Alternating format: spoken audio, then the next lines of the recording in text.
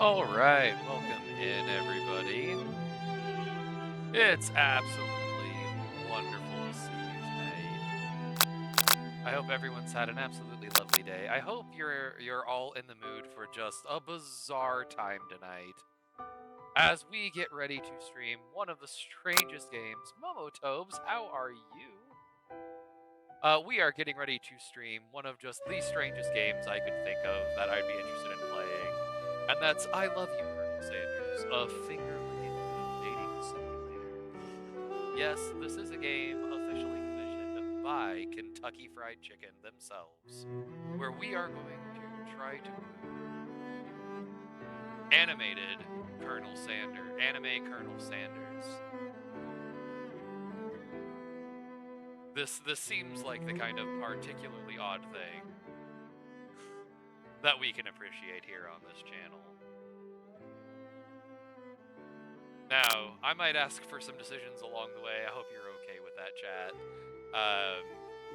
So we are going to... This looks very odd. It is so bizarre, but we are very suspicious. It's a legitimate game that Kentucky Fried Chicken commissioned themselves. It's free on Steam. But we are now getting ready. We're going to try to win the heart of Colonel Sanders ourselves. So here we go. We're going to do a new game. It is kind of suspicious. But here we go.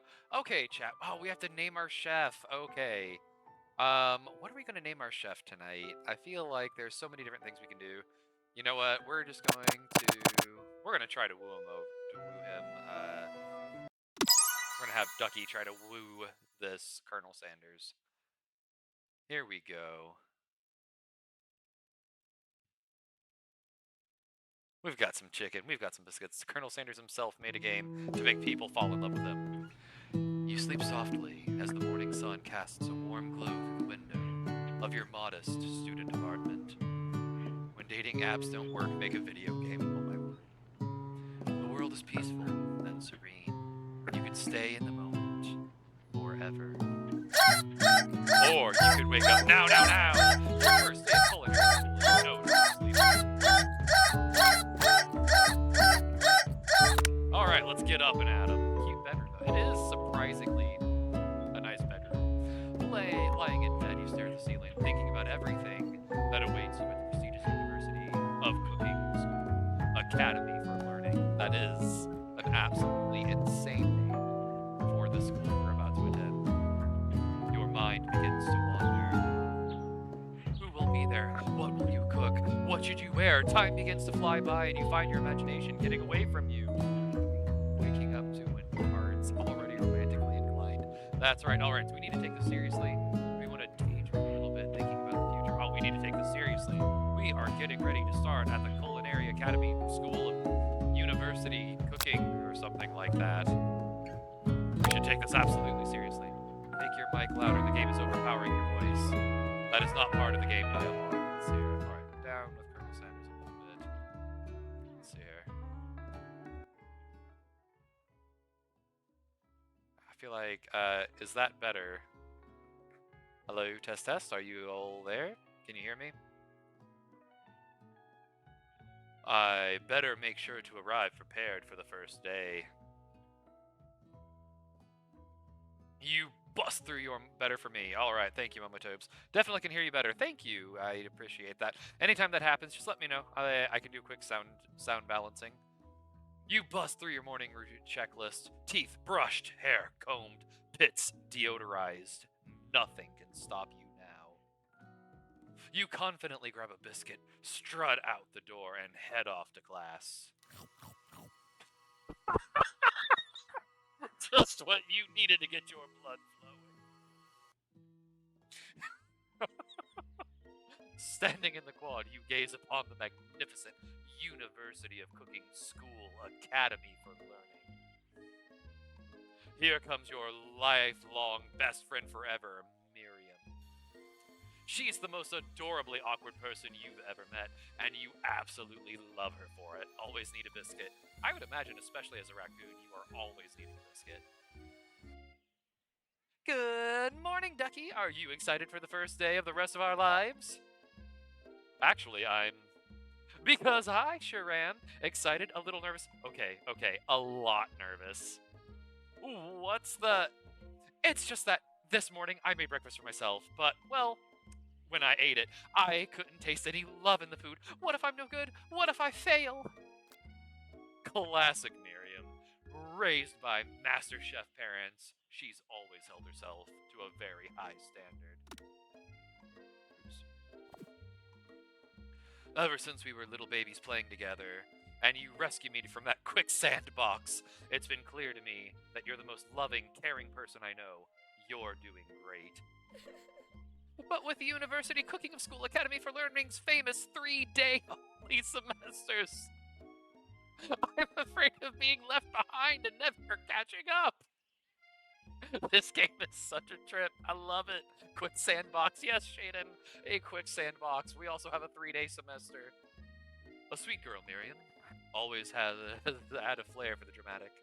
This summer, she got so nervous about her first kiss that she chipped a tooth practicing on a mannequin. I think your parents may have alternate plans if they gave a quicksand box as a toy. I don't know what that could be. Should we pep talk her or change the subject to give her some relief? All right, are we wanting to pep talk our best friend or go straight to the hot tea? What do we think, chat? I mean, I know which one generally fits my personality a little more, but I'm fine with whatever you're all wanting. We going for the pep talk or for the hot tea? I have a feeling I know which way some of you are going to land. Pep talk, she needs it. Pep talk, wow, okay. Let's pep talk her. Pep. Remember last month when we saw that fortune teller and had our tarot cards read? The lady with the mask who gave me nightmares? I've been trying to forget. I know she looked spooky, but she was so sweet, and she told you that you were destined for great things. Remember that card with a fancy-looking tower? And that other card featuring the handsome fellow in the red suit? Santa Claus? I've been waiting for so long to meet a handsome fellow I could call my own. And I'm sure you will soon. In no time we'll be graduating in 3 days. And you'll be delighting the world with your heartfelt cooking in no time at all. As you talk Miriam up, you can feel her nerves begin to ease. You know what? Maybe everything will be okay after all. And if not, at least I have these killer bangs.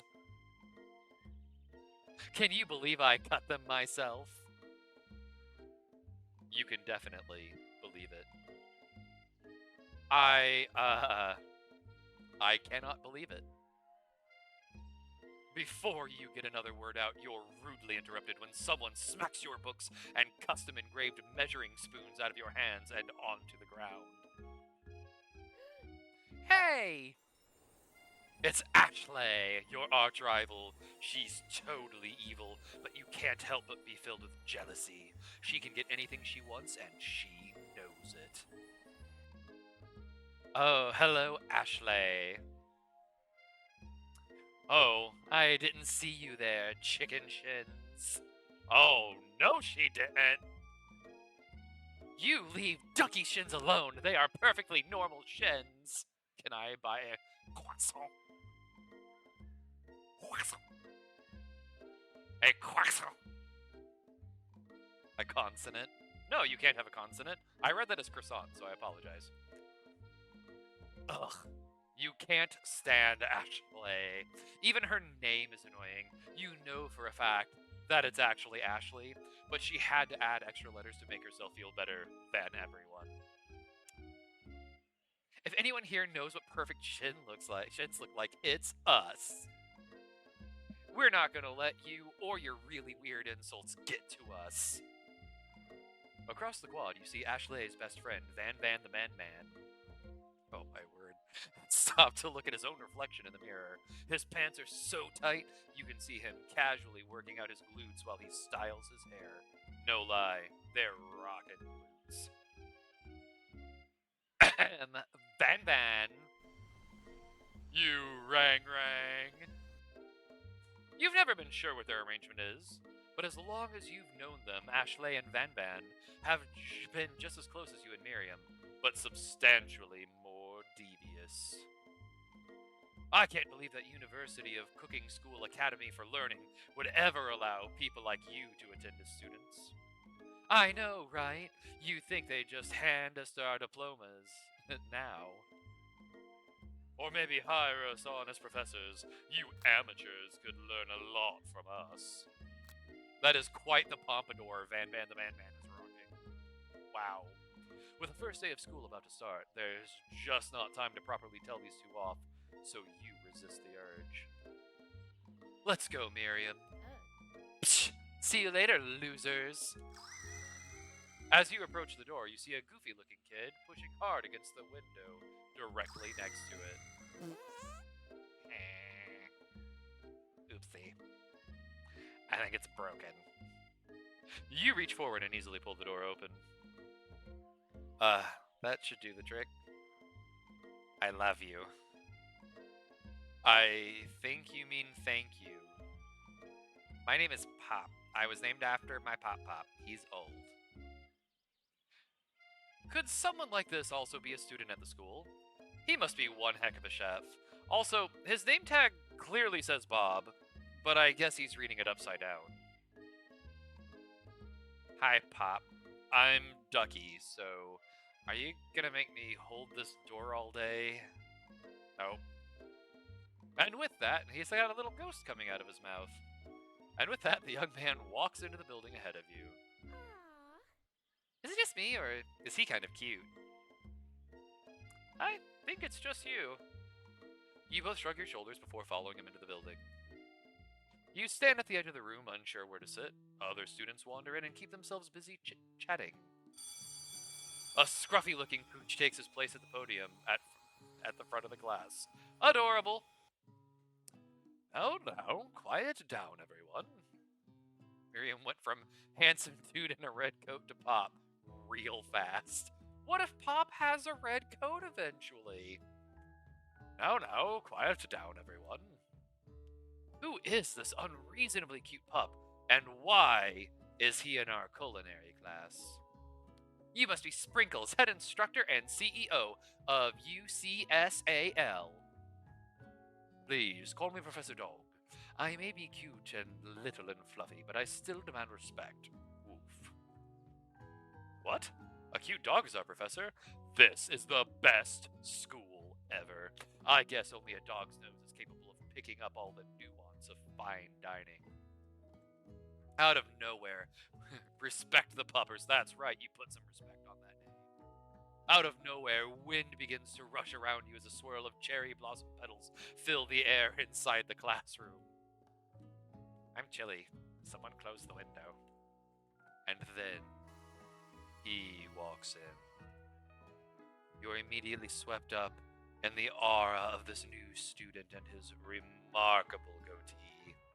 Who knew anyone could be so handsome? Time stands still.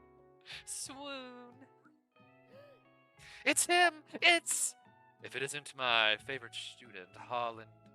Colonel Sanders interrupts Sprinkles. Sorry, Professor Dog. Before he can finish his sentence. Please call me Colonel. Colonel Sanders. A hushed murmur rolls through the classroom as Colonel Sanders walks down the aisle of desks. Suddenly, the room is sweltering. Now listen, if any of you need a moment to pause to recompose yourselves, just let me know. I know this is getting really steamy, really fast. I was not expecting this to get so saucy with the chicken story. So if you need me to pause, just feel free to call a timeout so you can fan yourself off. Professor Dog would like to pause. Oh, that's a bad level of joke, Shaden. Sweat begins to beat across your brow. You feel like everyone is looking at you, and you're not entirely wrong. Oh. And over here must be Sweaty Sweats a lot. Maybe we should open the window back up before Faucet Pits melts into a puddle and evaporates entirely. Hold on just a second. Nobody talks to my friend like that. You two both know my name. We were in the same kindergarten class, and what is with all your really weird insults? Look, I deodorized this morning. Besides, when Ducky sweats, it's not gross. It's beautiful. Look at that shimmer. Fun fact, I bet you didn't know that about me. I'm going to take a moment to clean myself up. It's a good thing you didn't forget about that deodorant this morning. This classroom is hot, hot, hot. Professor Dog steps in to settle the class down and set some ground rules. Who's the non-anime guy on the wall above the bulletin board? Suspicious. That's who he is. Shaden, yes. He's super sus. Welcome to University of Cooking School Academy for Learning, the greatest culinary academy in the world. The birthplace of culinary legends past, present, and future. Many challenges await you. There will be tears, there will be blood, there might even be really adorable tiny food. And when it is all said and done, there will be a battle. You will lift your sporks and complete in the broom cooking arena.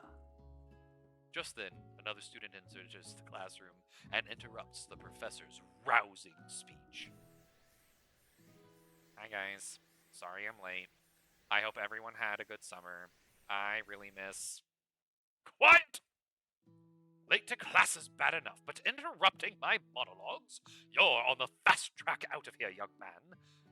Are you sure you're even in the right place? Don't you recognize me? This is my third year in the school, with you as my teacher. Everyone stares at him blankly. Does no one remember me? You're expelled if you utter one more word before I finish. Let that be a lesson to you students that tardiness is unacceptable. Yes, sir, Mr. Professor Dog, sir. Even Clink made it here on time, rolling halfway across town on his tiny wheels. You turn to see the student Sprinkles is referencing, who appears to be some sort of industrial kitchen appliance. The class bursts into laughter. Oh, Clank, you rascal! Sprinkles walks into the classroom as everyone stands in silent obedience. When he gets to you, he lifts his nose into the air and takes a deep sniff. Note, make all things tiny do in Professor Dog's favor. That may be an important note. We have decisions to make, people. Your diet is lacking.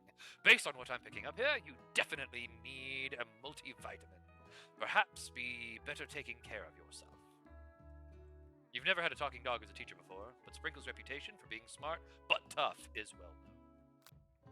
You decide and try to butter him up by giving him a treat from your pocket. But what kind? A beef treat, a rubber ball, or a chicken snack? I feel like this is quite the difficult thing. Do we have any clues we've been given about which one will make the professor happier? Any ideas, folks? Remember, if we choose poorly, it is from KFC. You have a point, but what if that offends him that the chicken snack is inferior to what Colonel Sanders will be whipping up later? All right, chat, are we going to go with the chicken snack? It is KFC. You're correct. All right. Let's go with chicken snack. I'm not seeing any other suggestions. You reach beneath your apron and return with a chicken snack in your hand. Sprinkle's eyes go wide as he locks onto it. His favorite! Oh, good choice, Shaded Shadow. Well, well, well. Go chicken. Well, let's see here. Score! Well, well, well. I think there might be some competition for new star student. Wow, that easy. The furry professor immediately devours the snack, leaving your hand slick with a coating of warm doggy drool. Take that, Mr. McHaughtison. Oh yes, a haughty McHaughtison. The haughtiest haughty you ever. I love that commercial so much. You see the other students eyeing you jealously, but pay no mind to them.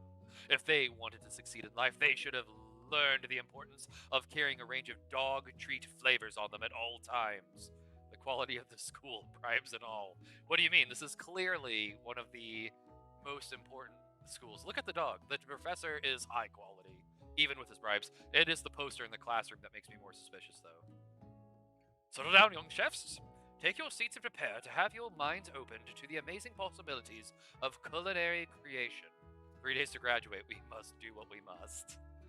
As everyone rushes to claim their favorite seats, you're left standing at the front of the room. Only 2 options remain. Hey, Ducky, there's still a seat here. It seems that no one has claimed the seat next to me if you're interested. Ooh, oh no. How are we supposed to choose between best friend and Hottie McHotterson, Colonel Sanders? I don't know. Do we pick our heart, or do we pick what we know? Our heart or what we know?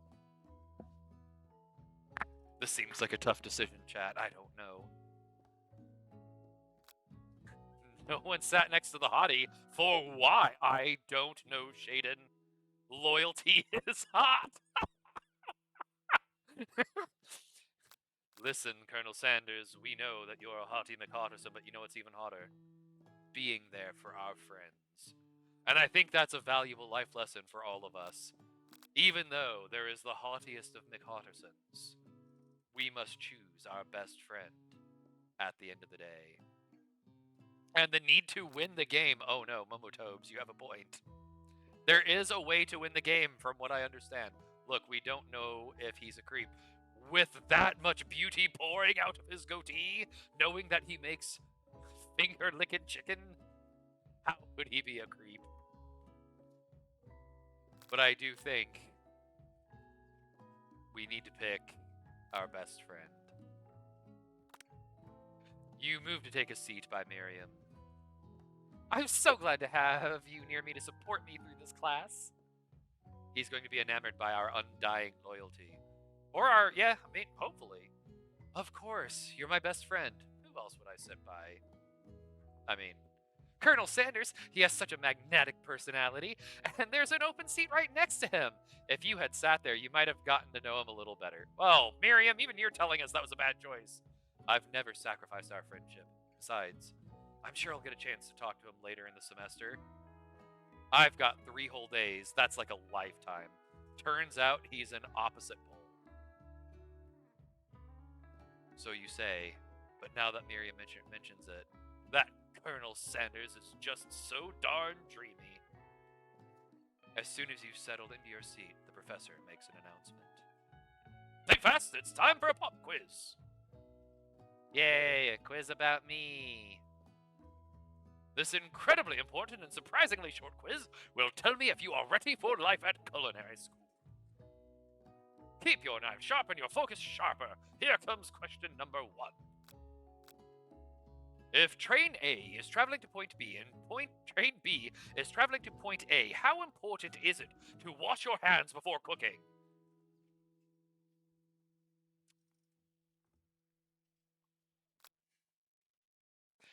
I'm going to say this is extremely looking at you pop. That's right. Forest is to tree as chicken is to...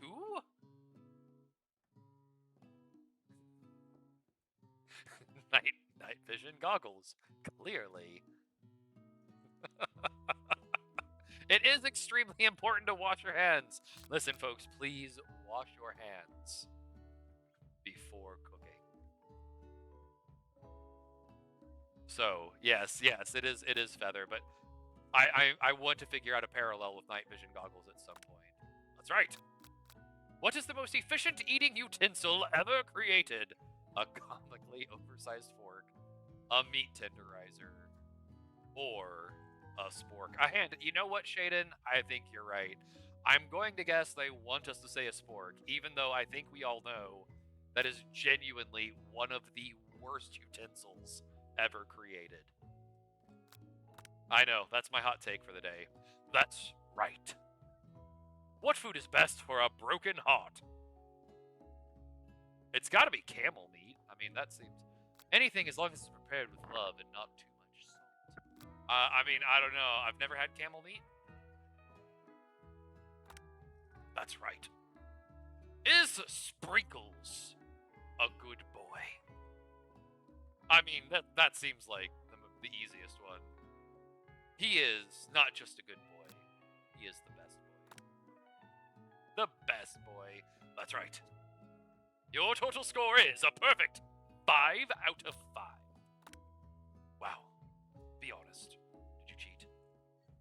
You look up to see that Colonel Sanders has been watching you tally your score. He's impressed. I know we just met, but I have to confess. I think you have a beautiful brain. Thank you. Are you looking at it currently? Hot diggity ducky! You just scored some major Colonel Sanders points with that performance. See, smarts is hot too. Shaded. May I have your attention, students? I have an important announcement to make. Time for lunch. Wow, the cafeteria is as nice as any restaurant you've ever eaten at. It makes sense that a school dedicated to cooking would also be serious about eating. A delicious fragrance wafts through the room and tickles the end of your nose. Your mouth waters. Do you smell that? That must be our lunch. It smells crazy good. Everyone, can I have your attention? Is it about lunch? No, I just wanted to apologize for my tardiness. You see, I was... Howdy, folks. I'd like to make an announcement. Hey, I was... It's about lunch. Everyone cheers.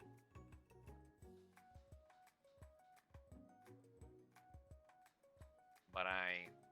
Shh. Lunch, lunch, lunch. She said shh. In honor of the new semester, I've prepared something special to share with everyone for lunch.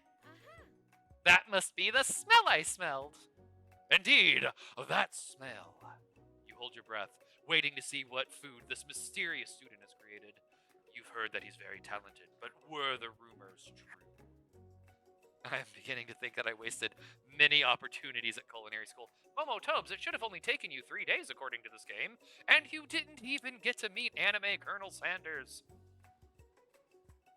Is this? Colonel Sanders lifts a large bucket above his head. Its contents glimmer in the light. Piled high are huge pieces of chicken, breaded and fried to a crispy golden finish. The aroma envelops you, and you begin to feel warm and safe. Colonel Sanders has filled a bucket with chicken? What a novel concept! Your stomach begins to grumble as if to say, stop thinking and start eating. For years, I have been developing a secret recipe for the perfect fried chicken. More efficient than a plate, obviously. Obviously, it just tastes better out of the bucket. By my calculation, nothing less than 11 herbs and spices are required to achieve the perfect balance of flavors. You look around and notice that every other student has a pen and paper and is scribbling notes as fast as they can. Don't fight ducks! Oh my goodness, what's up? Don't fight ducks! Oh my goodness, it's so excited to see you all! How are you all doing? Welcome, Raiders! Fatal Frame hard. Oh, don't fight ducks. I cannot wait to see more of your Fatal Frame playthrough. I was really enjoying it. Oh, chat or mods, can we get a special shout out for Ducks, please? One of my absolutely all-time favorite streamers, Don't Fight Ducks. Hey, and welcome, Raiders. Join the insanity that is I Love You, Colonel Sanders. Yeah, so, welcome everyone. My name is Atomic Ducky. I am a super current and trendy streamer playing games from 2019 like I Love You, Colonel Sanders, the KFC dating simulator. We are currently in the process of trying to woo Colonel Sanders while at a 3-day culinary school. Got my butt kicked at the end following side content that was too hard and lost a lot of progress. Oh, Ducks, I'm so sorry to hear that. Man, I can't wait to check that out. You've got me really excited. I have so many questions. Yeah, the Winter Grey, so do I. But this game has been absolutely hilarious. I have been having such a good time going through this insanity. Thank you for that, Shaden. Thank you for the help. I appreciate it. So welcome, Raiders. I hope you're willing to stick around and explore this bizarre game as we try to woo the heart of anime Colonel Sanders. I have to figure out how to salvage it now. We'll play more of that Saturday. Oh, Ducks, I will definitely be there. Thank you so much for the raid. That absolutely makes my week. I really do appreciate you, Ducks. Thank you so much. That woke me up. Way! Welcome back, Raccoon King. Uh, all right, so chat, so far to catch you up on this absolutely insane story, we are at a 3-day. I'm gonna drop a lurk and grab some food. Oh, thank you, Ducks. Obviously, like you always tell everyone who raids you, do what you got to do for your post stream care. Um, really appreciate you. Thank you so much. Oh my goodness, so many people. Yeah, this is absolutely wonderful. Thank you so much. Oh, Winter Gray, thank you for the lurking. Okay, so we're at a 3-day culinary school. It's in a university. We are absolutely in the process of trying to graduate. In the process of 3 days. Duck raid, absolutely. Hey there, Stella Fox. So nice to see you. Hello. So we're at this 3-day culinary thing, and who walks in but the dreamy anime Colonel Sanders, who is currently telling us about the 11 herbs and spices. It is such a party with everyone here. So we're currently looking at lunch here. I'm seeing a hydrate redeemed. Oh, thank you so much for the hydrate, the Winter Gray. Thank you for that, Momotobes. It was definitely time for the hydrate. So we are currently in the process. Let's see. Yes, thank you. Got that. I am doing voice acting for the characters, so let's keep going with the story. You look around and notice that every other student has a pen and paper and is scribbling notes as fast as they can. But that's all I'll say about that. You think? Wait, you think we want your stupid secret recipe, dude? Nah, my dude. Nah. This is Van the Man Man for the people who weren't here earlier. I'm just drafting a last will and testament in case one of those ingredients is poison. Got him. He has the most glorious pompadour I have ever seen in my life. He looks around nervously to see if anyone else is laughing at his sick burn. You wait and see what zinger Ashley has prepared to follow up, but she suddenly takes a different approach. Yeah, and I was just like writing in my diary. Ashley is our arch nemesis, by the way. We've got to watch out for her and her best friend Van the Man Man. Dear diary, today I smelled something beautiful. I knew at that moment that only the hand of a true gentleman could fry chicken so tender. You see her body language change from bitter and evil to sweet and innocent as she slides closer to Colonel Sanders. She realizes that he is destined for greatness and fame with cooking skills like this. She wants him all to herself. Well, we can't have that now, can we, chat? Oh, please. Well, Van the Man Man, if you don't want any. So rude, absolutely, Shaden. I'll take this, or I'll take his. Whoa, hold on, I guess I'll try it. He takes one bite and his eyes grow wide. He starts contorting his face as he tries to hold in his pure exhilaration and act unimpressed. Easy now, there's enough for everyone. Please follow my fellow classmates and dig in. You take one of the pieces of fried chicken out of this bucket and sink your teeth into it. It's amazing. Tasting Colonel Sanders' food transports you to another dimension. That hair reaction. I wish I had hair as reactive as Van the Man Man. Alone with your taste buds, gripping a drumstick in your hand, you float weightlessly.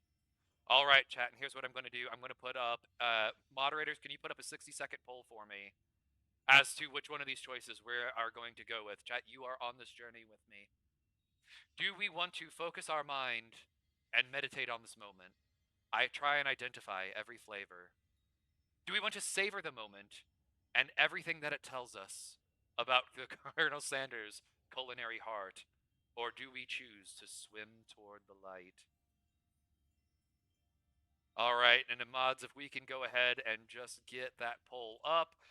Just a 60-second poll. I want everyone to be able to vote in this to see how well we as a group can win the heart of Colonel Sanders. How's everyone doing tonight? Duck's stream was so much fun. I was enjoying Fatal Frame a ton. Let's see here.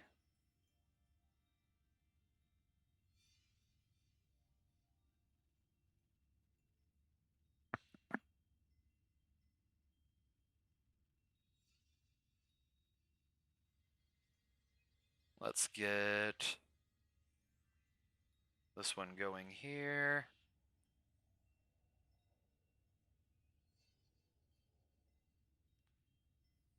Get these typed out.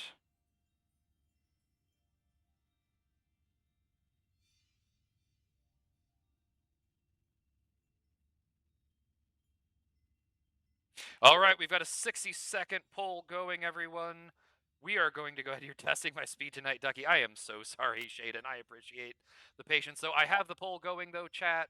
We are going to go ahead. I'm going to let you all vote for the next 60 seconds about which of these three options we are going to be doing tonight. Let's see what you all are feeling. It looks like we're almost halfway through.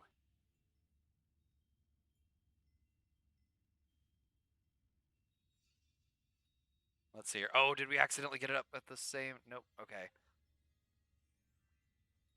All right, we're running out of time. Here we go. So far, option 2 has the vote.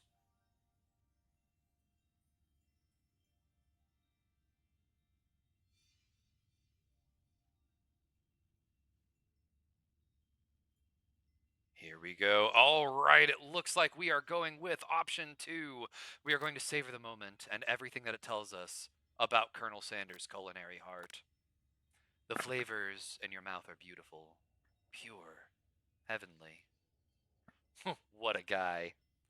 Alone with the flavors, you feel something that can only be described as love. For a man, for a flavor, are they the same? After tasting his food, you try to get some one-on-one time with Colonel Sanders. We're going to go ahead and approach him now. Colonel Sanders smiles ever so softly as you approach. He stops what he is doing and allows you to break the silence.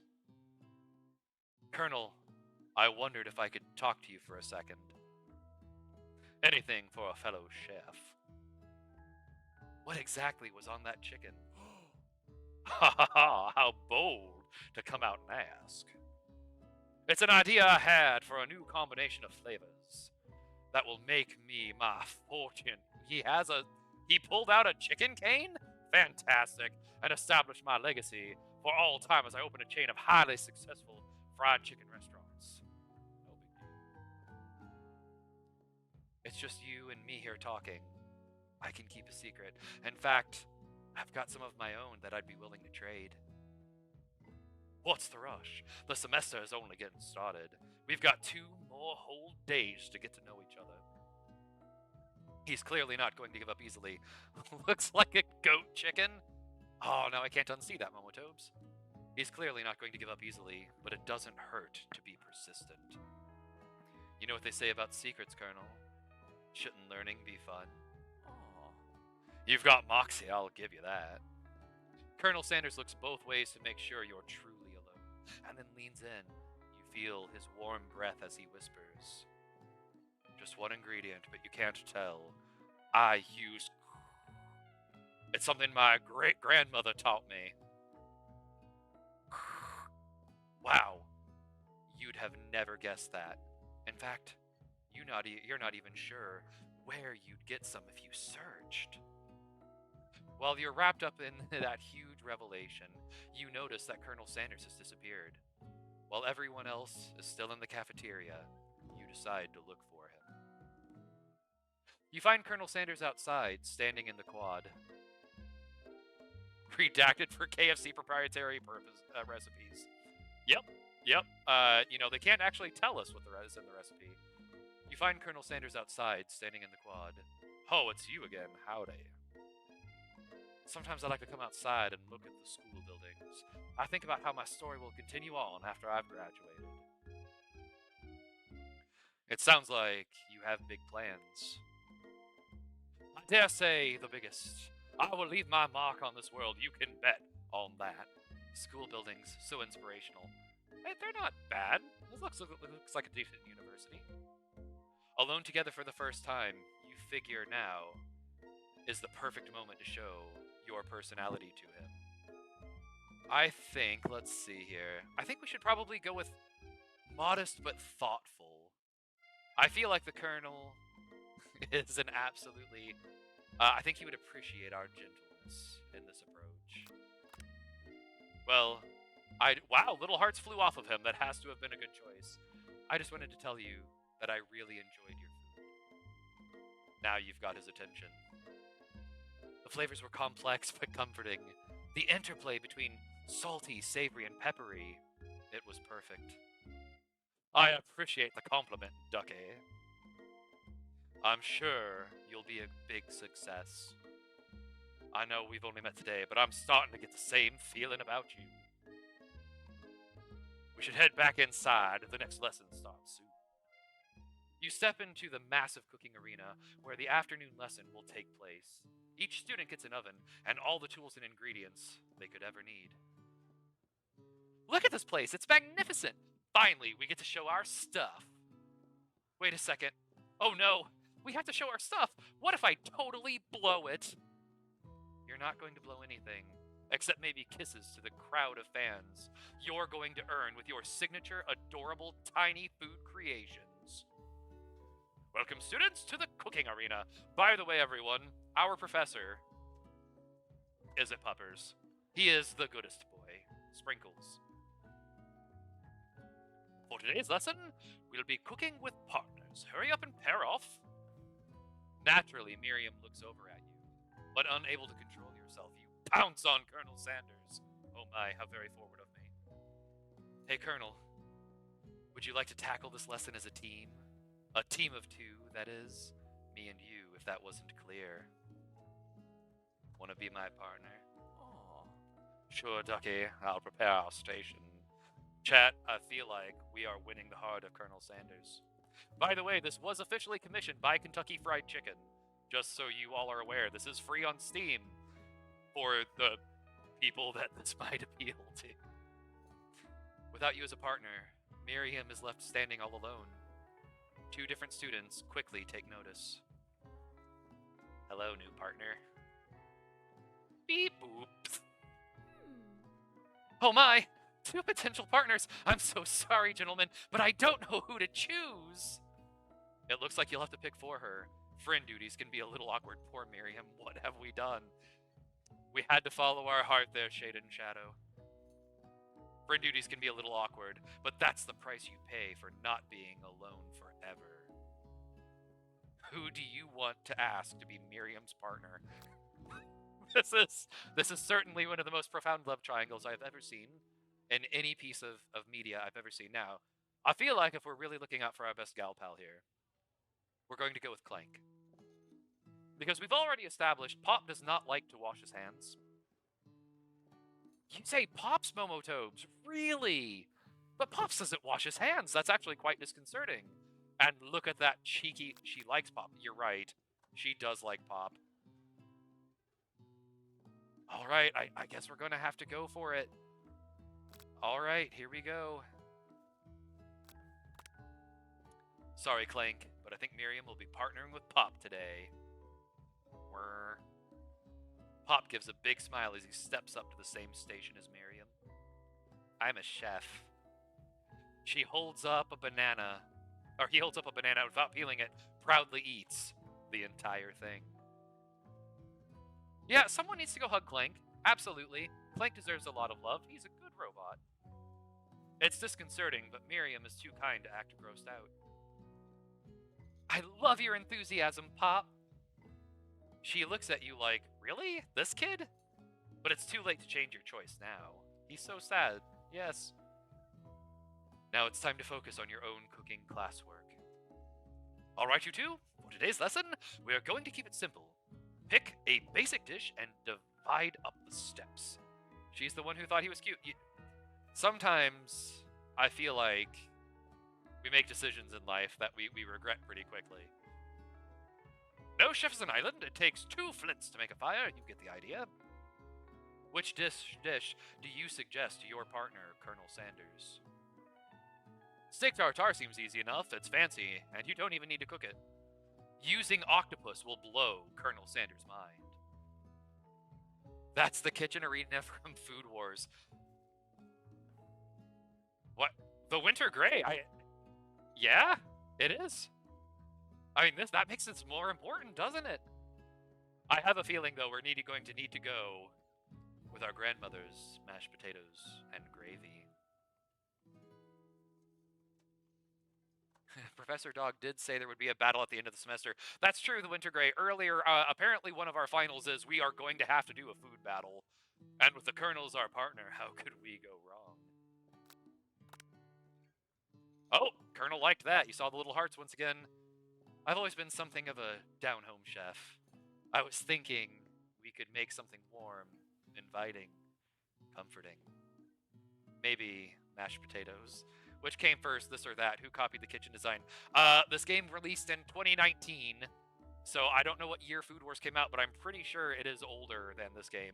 It's going to be a food fight. Nice! Absolutely, the Winter Grey. I cannot wait to see what kind of food battle this is going to be. I'm kind of worried with Pops in the kitchen what this will turn into, but we will find out as we go.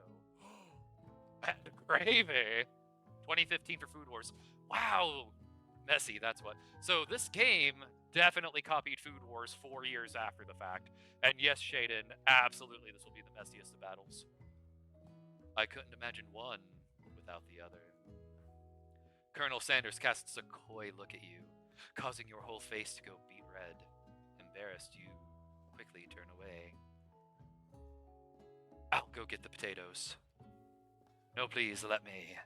Picking perfect produce is a passion of mine. Looks like things are getting pretty fresh around here. Does someone have a crush on Colonel Sanders?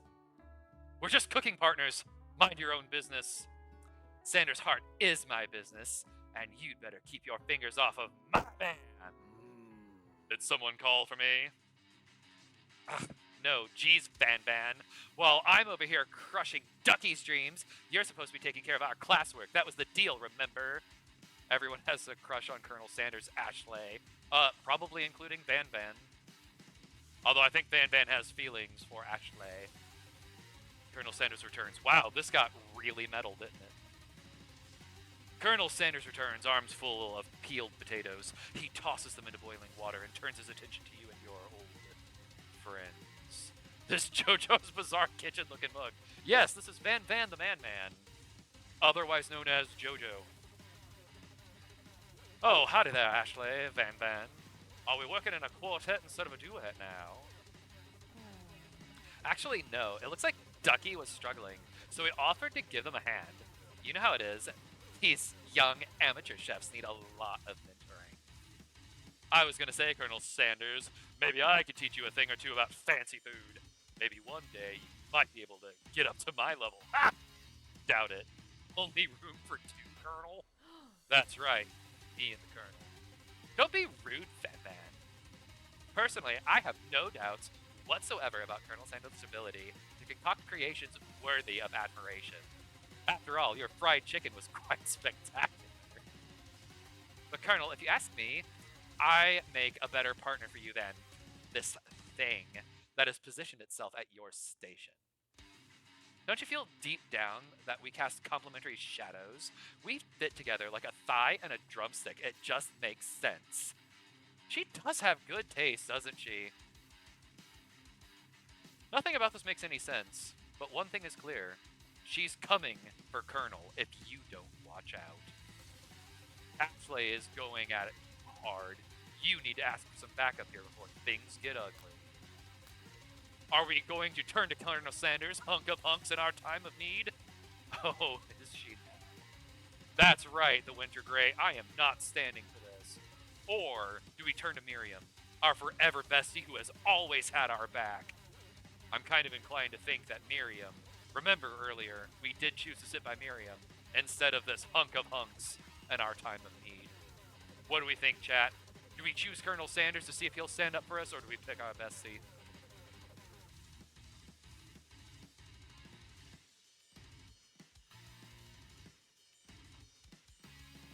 Morbin Mork, how are you doing? It is absolutely lovely to see you.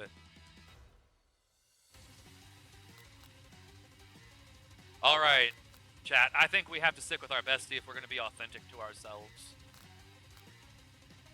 I feel like the game wants us to choose the hunk. Ooh, Shaden, you have a point. Earlier when we picked to sit by Colonel Sanders. Hey, came with the raid and been lurking. Mork, I appreciate it so much. It is so lovely here having you in chat. Thank you. Let's see here. You're right, though, Shaden. Earlier when we picked to sit by Colonel Sanders, our best friend was like, wow, that was a terrible idea. I choose bestie personally. I think that's a difficult decision. Winter Gray, you know what? Your engagement has been so good. I appreciate you. Though I'm gonna let the Winter Gray pick. You can always get new friends. No, Tobes, why are we doing this? But I think we should let the Winter Gray pick. They have been doing such a wonderful. I've been enjoying their chatting so much. And the Winter Gray seems pretty invested in our love life. I'll remember this. Shade and Shadow, I am so sorry. For people who don't know, by the way, Shade and Shadow is my wife. We like to stream together on Friday nights. Oh, jeez. Yeah, sorry, the Winter Gray. If you don't want to make that decision, totally respect it. I just, been really enjoying you here. Let's see here. The Winter Gray, what does your heart tell you? You can always get new friends. Hold, please. Need coin. Fair enough. I feel like in this difficult of a decision, sometimes we need to let chance pick it for us. But we're all on this journey together. And I think this is an important moment for us. Bestie, all right. You turn to Miriam, and as soon as you find her, she senses it and looks back. Oh, see, bestie right here. Got our back. This girl's friend in need radar is second to none. She immediately comes running over. Is somebody threatening my friend? I will destroy them. I actually think that Ashley and Van Van were just leaving. Leaving you in the dust vis-a-vis my skills as a chef, perhaps, but stepping away from this competition, you are sorely mistaken. That is an epic friendship, Shaden. Miriam, you're a loyal friend, but Ducky is my partner for today's activity. You look for Sprinkles in hopes that he might step in, but he's nowhere to be found.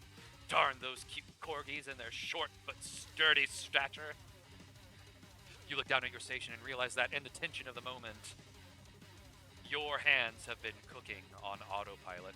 Oh, that's right. He did claim us in front of the competition. Distracted by the drama, you've already crushed the boiled potatoes into a perfectly creamy mass texture, with plenty of butter and cream for flavor. It's as if your natural passion guided you through the steps you know so well while your attention was elsewhere. I know just what to do. Colonel Sanders extends his hand. He's holding a beautiful white porcelain gravy boat, out of which pours a smooth brown gravy, smothering your nearly finished potato dish. Natural passion. Yeah, that's right. I feel like this game's gonna be getting real saucy in Winter Gray. Gravy flows down the mound of mashed potatoes. The results look spectacular. Granny would be very proud. Colonel Sanders holds a spork out to you. You reach out and grab hold of it, but he doesn't immediately let go. The two of you stand holding the same spork, and for that small moment, all the madness and pressure in this crazy world stops. Your eyes lock. The moment is electric. Time stands still. If you love something, set it free. I don't know whether to be flustered or jealous. I am so sorry, Shaden. Together, you dig the utensil into the mashed potatoes and lift a heaping sporkful up. When you see Ashley with a sinister look, you know she's plotting against you to be with Colonel Sanders. And then, filled with rage, and without thinking, you fling the sporkful of mashed potatoes right into Ashley's stupid, beautiful face. I have so many jokes. Yeah, the Winter Gray, I will say, as absolutely as insane as this game is, I have genuinely been enjoying the insane. It does lend itself to that. Yeah, this is not the normal kind of thing I actually stream, um, but it's kind of in the category of weird that I can really appreciate. Van Van, do something! Scooping up a fingerful, Van Van tastes the dripping mashed potatoes and gravy and realizes that it's delicious. Horrified by this revelation, he slinks away. Will he ever be able to cook something with so much love and integrity? Hold on right there, Ducky. We do not waste food in the broom cooking arena. Colonel Sanders, I expected better from you. If you throw one more spoonful, you'd both be prepared to eat it from wherever it lands. Something great. Ain't the only train happening. Oh, and the salt. Oh, my word. Yeah, I feel like it is so easy to make so many great jokes the Winter Gray. And I has Potato's face. Ban Ban rushes back over, a covered dish in his hand. Mashed potatoes with gravy? Pathetic! In just a few minutes, I've prepared a full meal. Gaze up. That is served on a battle axe. Gaze upon my specialty. Braised tentacle of octopus and a silky saltwater sauce. Placed on the battle axe, forged by my supreme chef ancestors. You've ignored me for too long. That ends now. It is I who will have first bite, and you will look on with envy. I mean, I'd give him points for the axe. Yeah, at least 3 bonus points just for the axe alone. The interrupting student rushes at Van Van and swipes a bite of his signature dish right off the plate. No! Don't! Something about this dish doesn't strike my nose quite right. I think the octopus was rushed and may have turned in the process. The results could be toxic. Too late. It has been eaten. I think I left something in the oven. I don't feel so good. Sprinkles is the best boy. Now there are tentacles. Oh no! Student lasted 1 day. This is student's 3rd year in this 3-day program, I have to point out. Yeah, Mork, I love Sprinkles. Killed him! Everyone step back. Don't take another bite! 10 tickles, no more, no less. Oh, Mork, that is one of my favorite jokes about octopuses. When you look back at the plate, the rest of it is gone. You notice the tip of the tentacle being slurped up in Pop's mouth.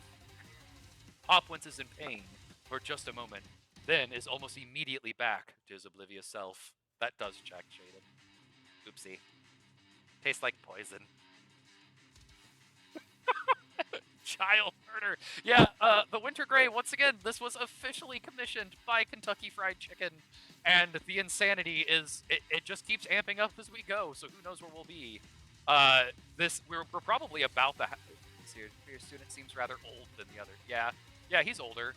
But Pop also just ate poison and is well-versed with what poison tastes like, to be fair. The entire class is gathered to watch Pop's final moments. Shock has frozen the whole crowd. They are as motionless as statues. The class bell rings, disrupting the moment and snapping everyone back to reality. It would appear that Pop's enthusiasm for trying new things, despite obvious danger, has inoculated him against poisons of all kinds. I'm not sure the professors here make enough money. Hello? I just turned into a ghost over here. That's why he's a goat. Oh no. Seeing that you're shaken up by that really annoying student and all his nonsense, Colonel Sanders approaches you. All right, chat. We have to identify the ghost using 3 evidences. I'm not sure what kind it is. It's clearly not a shade. Protect me, Colonel Sanders. I'm sorry you had to go through that. Please let me walk you home.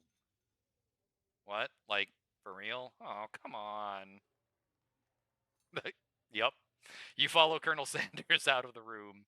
At night, the school building has taken on another vibe entirely. It's dark, and more than a little spooky. It's clearly a moron. That's that's really good, the Winter Gray. I love it. Colonel Sanders stands in the quad's neon glow and speaks softly. those mashed potatoes you made in class today. Before you go on, I want you to know, they're not a great representation of my skills. I didn't even realize I was making them. They were amazing. Tasting them, it reminded me of why I became so passionate about food to begin with. Colonel Sanders is getting choked up. Cooking is obviously important to him in a way that you find inspiring. Now might be the perfect time to tell him you're developing feelings for him. Colonel Sanders? Yes, Ducky? There's something I need to tell you. Hold it right there! There's something I need to tell you first. Oh, jeez. You see, when I was just a boy, I had a dream that one day I would be the greatest chef the world has ever seen. And ever since that day, I've been working toward that dream day and night, never stopping, never resting, also lifting a lot of weights, like so many weights. We should follow our dreams with all our hearts, that our soul may grant them like wishes floating on a star. Hey! No, you! Hey! Van is clearly blocking my mojo here. Shut up! I'm the one to say inspirational stuff and be the star of the story! I love the flipping hair. Are we forgetting that your cooking literally killed a guy? You can't prove that! I also saw you kill that guy. What was his name? Somewhere in the distance, you hear a long, sad sigh. Forget him! We're talking about me! Me! I'm the hero. Enter Spork Monster? The Spork Monster is here to fight a hero!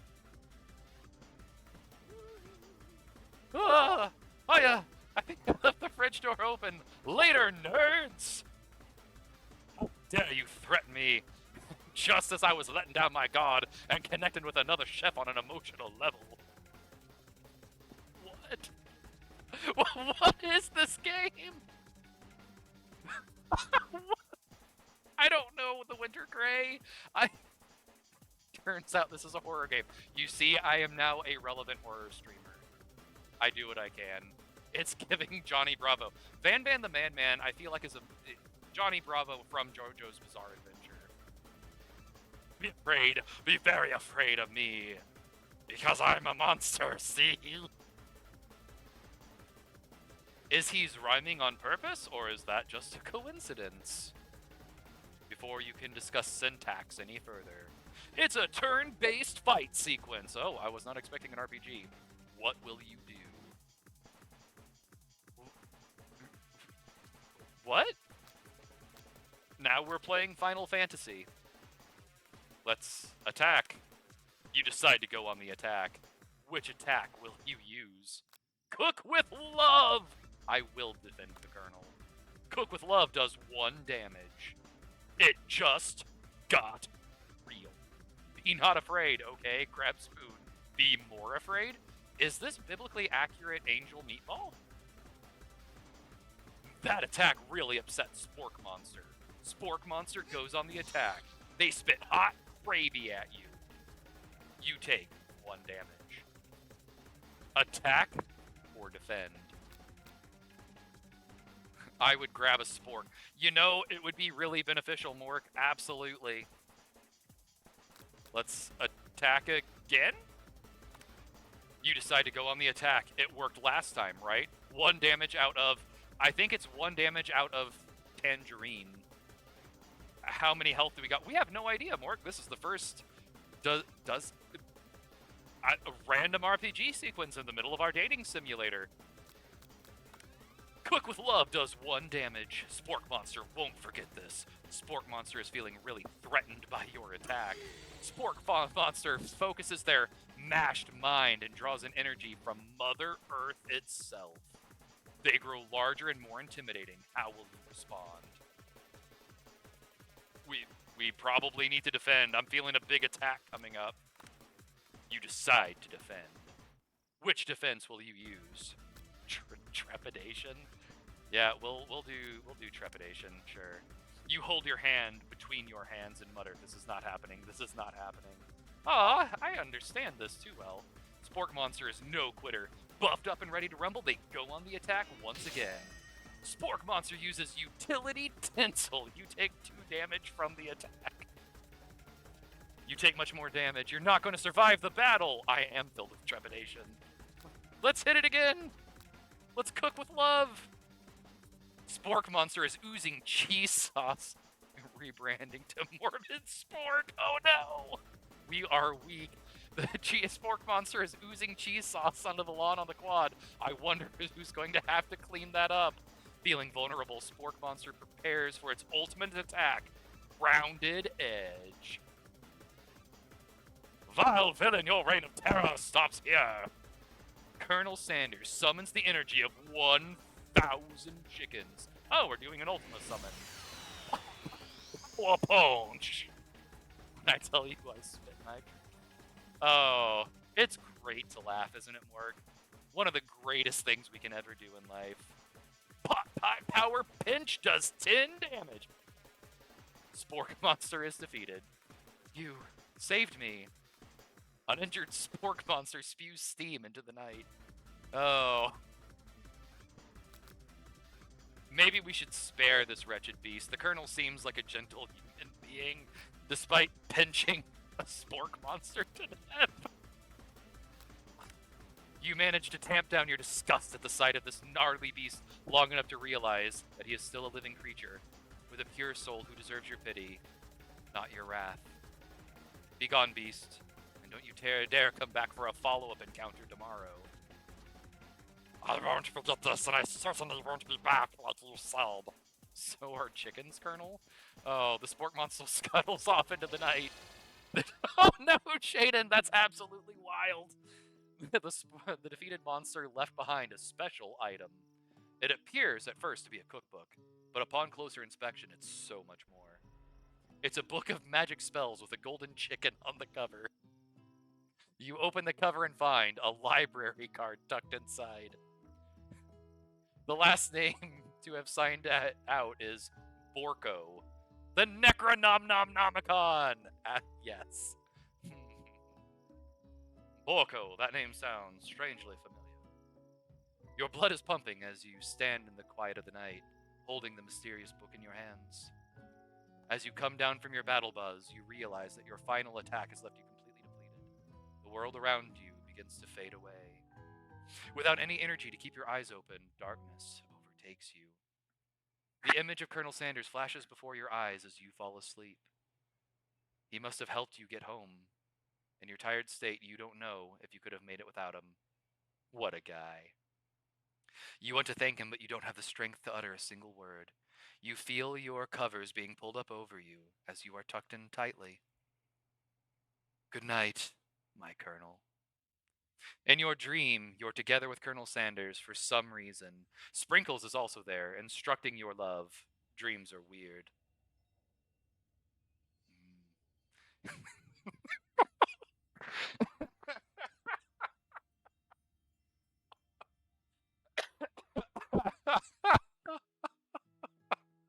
As you awake on day 2 and attempt to process the wild visions you had.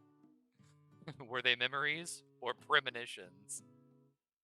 Something, why is the dog... Oh. Yeah, that's the only way. I do love the Kung Fu Chicken poster in the background, by the way. And then there was that secret ingredient that Colonel Sanders went ahead and told you outright. Not much of a secret, huh? It's probably just because he already trusts you so much. Sure, that makes sense. We'll go with that. You meet up with your bestie in front of school. Before you can tell her about the encounter with the Spork Monster, she launches into a story of her own. Okay, I know this might sound a little strange, but I think I might be, I think I might like Pop! Is this because we paired her with Pop? Like him? Like? I know, it sounds like it's moving too fast, but there's something about him. I like him. Like him. See, we are the best friends. We have that power of premonition. We got to talking after class, and he's actually a totally sweet guy. Not only that, but he's really smart. He told me all kinds of stories about Colonel Sanders. Did you know that Colonel Sanders enlisted in the army when he was only 3? She love a man that can eat. And he can survive anything, the Winter Grey. That is an incredibly valuable skill. Not only that, but he founded a special unit of super soldiers who all wear the same hats just because he put a hat on one time and thought it looked cool. But Colonel Sanders doesn't even wear a hat. He wears a ribbon tie. Either way, maybe it's best if you took it slow with this new boy, like I am with Colonel Sanders? That's slow? You and Colonel Sanders, the coolest guy in school, the most famous student to ever attend University of Cooking School Academy for Learning. You're a thing now? Why are turning the Colonel into Dos Equis' most interesting man in the world? I don't know. Joining the army at 3 is pretty impressive, though, isn't it? We definitely connected yesterday. Sure you did. You're great. Why wouldn't he be into you, I guess? 3 days, that's all you get to win people here. And to graduate with a degree in culinary school. Laughing at the implication that you and Colonel Sanders might be a thing is definitely not cool. You are great. You have an idea about how to prove that your love is real. I knew I missed my calling. Yeah, the Winter Grey, who knew culinary school was actually that easy? Please don't come after me, Momotobes. I know you know better. Well, he's not into me. Why did he tell me one of his secret ingredients? Your bestie's eyes light up. A secret ingredient? Yeah, I just said that. A secret ingredient. Is there a dramatic echo in here? Miriam checks to make sure you're alone before continuing. So this summer, while I was on vacation with my family, a lovely man approached me in the botanical garden where I was wandering. That seems really safe, Miriam. I'm a little worried about you. This can't be good. He told me all about his passion for spices. Secret spices. Wow. Miriam. Bestie. Please don't, bestie. The man even gave me some to show me what he meant. Oh, was it drugs? Miriam, no. Don't just take random spices from a man in the botanical garden. He said it was a powder created from super duper rare dried flower petals. And that if I did him a big favor, I could have some of my own. No, Miriam. He even told me that he had a bunch of them over in a windowless van. Yeah, absolutely. Absolutely. The vibe I'm getting, that Miriam being alive is a wonderful thing for us at this point. Please, Miriam, don't tell me. So I filled my suitcase with them and brought them home. Regular Breaking Bad here. He was so nice. He even met me at the gate when I arrived. Later, when I cooked with them, a very strange feeling came over me, and the flavor was unlike anything I've ever tasted. She's a mule. Wait, yeah, no, this is horrible. What is happening? I think you're being very liberal with the meaning of spices here. Whatever. Anyway, we both share an interest in cooking, so we've stayed in touch, like pen pals. I bet he would love to know more about new spices. Well, I'm definitely not supposed to share Colonel Sanders' secret recipe. And besides, I only know one ingredient, so I doubt it'd be veggies to anyone. Please, please, please! I mean, it would mean the world to me. No one has to know it came from you or Colonel Sanders. We are not giving Bessie. Loyalty is being tested. But we have to make up a fake ingredient? No, I don't like that. I mean, we can't tell her the secret. The Colonel opened up his heart. She does not need a reason to contact Sketchy Dude again. But the problem, yeah, we have to give a fake ingredient, right? I feel like that's going to be the only way Miriam survives to the end of this. Or is he? Yeah, exactly. We don't want to put anyone through that. You quickly think of a fake ingredient. I don't know. How about it was Eye of Newt? I know that sounds like some kind of witch's potion, but what can you do? Eye of Newt? Wow! Her eyes light up imagining such a thing, and you figure out that you've satisfied her curiosity and she'll move on. However, she immediately turns around and does some thumb typing on her phone that you can't quite see. That's probably not good. Before you can ask her to confirm that she was definitely not hexing secrets to other people, you're interrupted. Oh no. A wind rushes in. Cherry blossom petals fill the air. It's Colonel Sanders. He's arriving at school.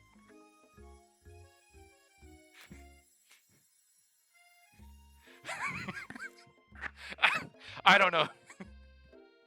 Chat, are we wanting to run to him? Or are we wanting to enjoy Colonel Sanders on the horse? Oh no. Oh, I'm kind of feeling run to him. He seems pretty... Well, we've given her up for the cartel. This man on a horse? I can't handle this. Never run out of horse. You are right. That is dangerous. I will. You've accidentally given up Bestie for the cartel. We've got Colonel Sanders on a horse. Colonel Sanders' horse is truly a thing of beauty. Without ever acknowledging that he's being watched, he does a short horse dance before dismounting with a flourish. The Colonel or the horse does a horse dance. That's what I really need to know, though. He then slaps the beautiful creature gently on its rear, sending it running free into the countryside. Both admire the view. Yeah, it's Colonel Sanders and the horse doing the horse dance. You are so struck by the sight of him that you lose the ability to speak coherently. Oh, I didn't realize anyone was watching. Don't worry, he knows his way home. That ain't all he's gonna be. Oh no, Wintergrey! That's absolutely hilarious. Swoon. You attempt to complete compliments to Colonel Sanders, but the words don't come out exactly right. What a horseful beaut you have! I mean, what a horseful beaut you have! Dang it. That's what I just said. Being a good friend, Miriam attempts to cover for you. Oh, Ducky just gets really nervous around people they like.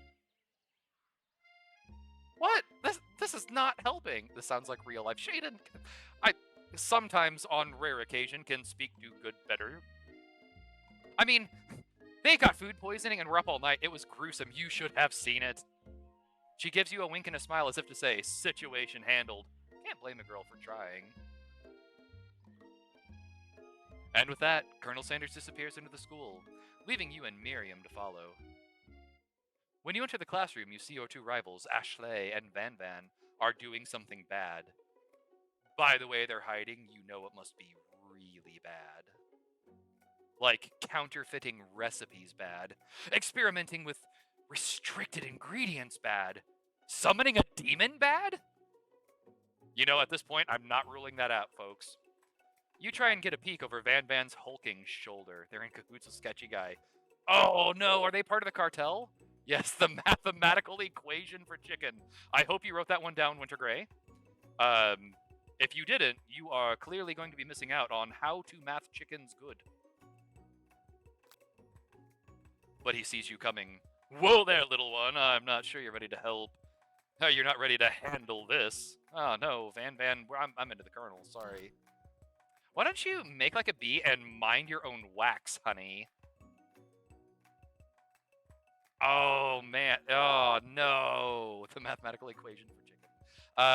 Yeah. So, let's see here. Do we want to just... I think we just need to tell them to stop being immature. Ooh. Or do we want to try to get a closer look at... What if they're summoning a demon? I mean, the hunting threshold for a demon is very high, and our sanity has to be pretty low at this point. Let's try to get that closer look. I'm a little worried. You sit near the rivals, but leave your back turned to them. You can even hear, did they summon the spork monster? I must know. You know, that's a great question. Was the spork monster a demon? What evidence did we have for that one? We have we have ghostwriting, though. Oh, yeah, that is one for ghostwriting. Her face. Yeah, that's insane. I feel very in danger. You even hear Van Van mutter something that sounds a bit like a magic spell. Oh, no. He notices you eavesdropping. You try and cover your tracks and improvise an excuse. It's time for class, and you're distracting the rest of us who want to learn. At least it was an insult, not a term of endearment. Now you've upset them. Oh, and you're the Emperor of Cooking, are you? You make the rules? I'm not sure you know a good meal if it ate you! Being the best chef in the world takes more than just culinary skills. It takes creativity. It takes panache. And it doesn't hurt to use a little evil.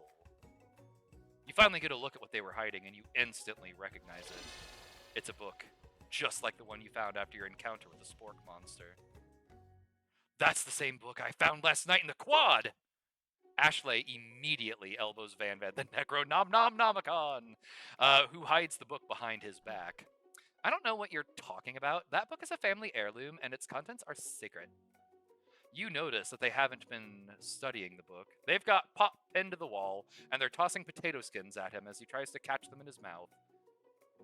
We're playing! Before you can dig in any further, you're interrupted by the arrival of more students. It's almost time for class. Beep, beep. Clank must be running late. He's in such a hurry that he rolls right over Van Van's meaty foot. Hey, watch it, you bucket of bolts. You watch how you talk to him. He didn't do anything. Who do you think you're talking to? I have never heard such language, not even from a stand mixer. Whoa, is he like cussing her out? What is this? Womp womp. No, your mother was a stand mixer. Van Van jumps to attack Clank, but Clank shocks Van Van, sending him flying across the room. Protect me, Colonel Sanders. These crazed men are about to come to blows. I think it must be over me. I'm not interested in either of them. That is such an insane face. I feel like we're all in danger. Ashley's tone has completely changed in an instant. She bats her eyelashes at Colonel Sanders. Surely he must know this is a ruse, right? Gentlemen, get a hold of yourselves. Save it for the arena, at least. Or don't. Honestly, what do I care? I've got lofty career aspirations to focus on. Maybe I can help you with your business plan. Just then, Sprinkles arrives. Oh, look at his little chef's outfit. To the true start of the class day. He's panting, which doesn't seem that abnormal. He's a professor, but he's also a dog. Students, please take your seats. I apologize for my late arrival. I spent the morning chasing a car all around town, and my tiny legs are very, very tired. But I'm here now, and I hope you're ready to learn. Rub his furry dog belly. He loves it. After he catches his breath, Sprinkles regains control of the classroom. Without further ado, we'll review the global history of my favorite fowl, the chicken. He needs pats and snacks. Absolutely, he deserves pats and snacks. You want to pay attention to the lesson. Truly, you do. Which is why in 1776, the signing of the Declaration of Independence, it was a chicken who first signed their name. But you can't help but daydream about Colonel Sanders. And you miss most of the important parts. When you come to, Sprinkles is holding a tray of food in front of you. Well, Ducky? Naturally, this appears to you to be a sample platter. Which item do you want to sample? A glass of water? A shimmering pepper? Or a dog biscuit? I'm going to hope that the pepper is the way we need to be going. A brightly colored pepper, oh, this is going to burn, isn't it? Stands out from the other items. It sparkles in a most eye-catching way, so naturally you reach out, grab it, and eat it right away. However, your body is not prepared for the heat. The pepper has triggered an intense spice hallucination. It feels like forever as you trip through the universe. Wait a minute, did we just fall into Dune? The spice must flow.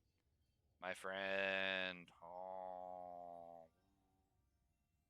This guy again? I am here to give you an important message.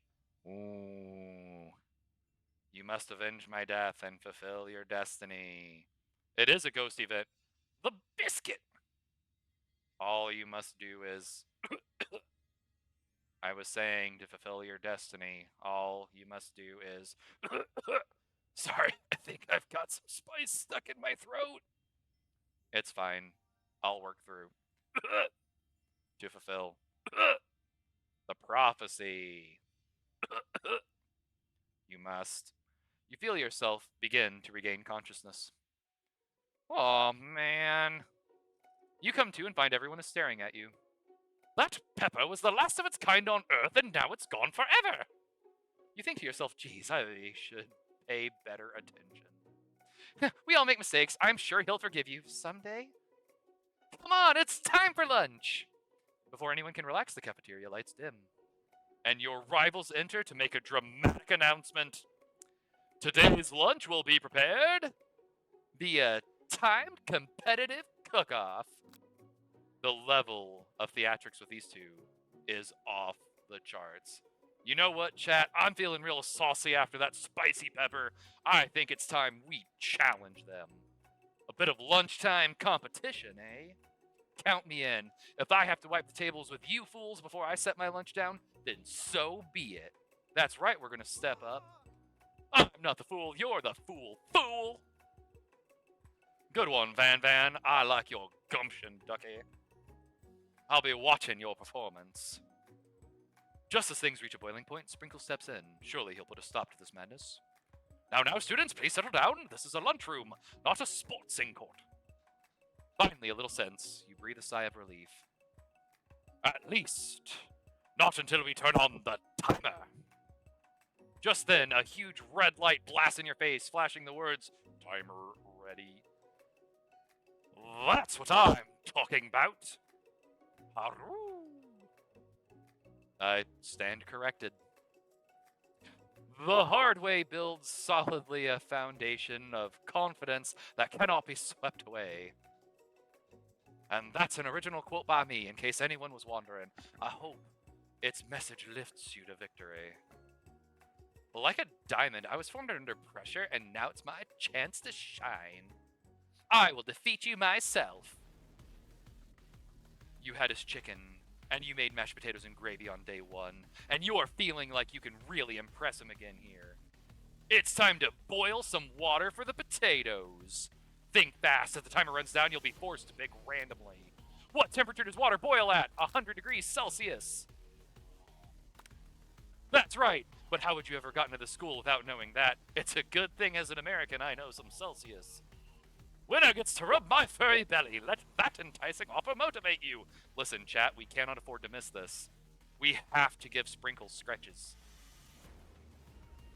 You're going to need to season this chicken before you cook it.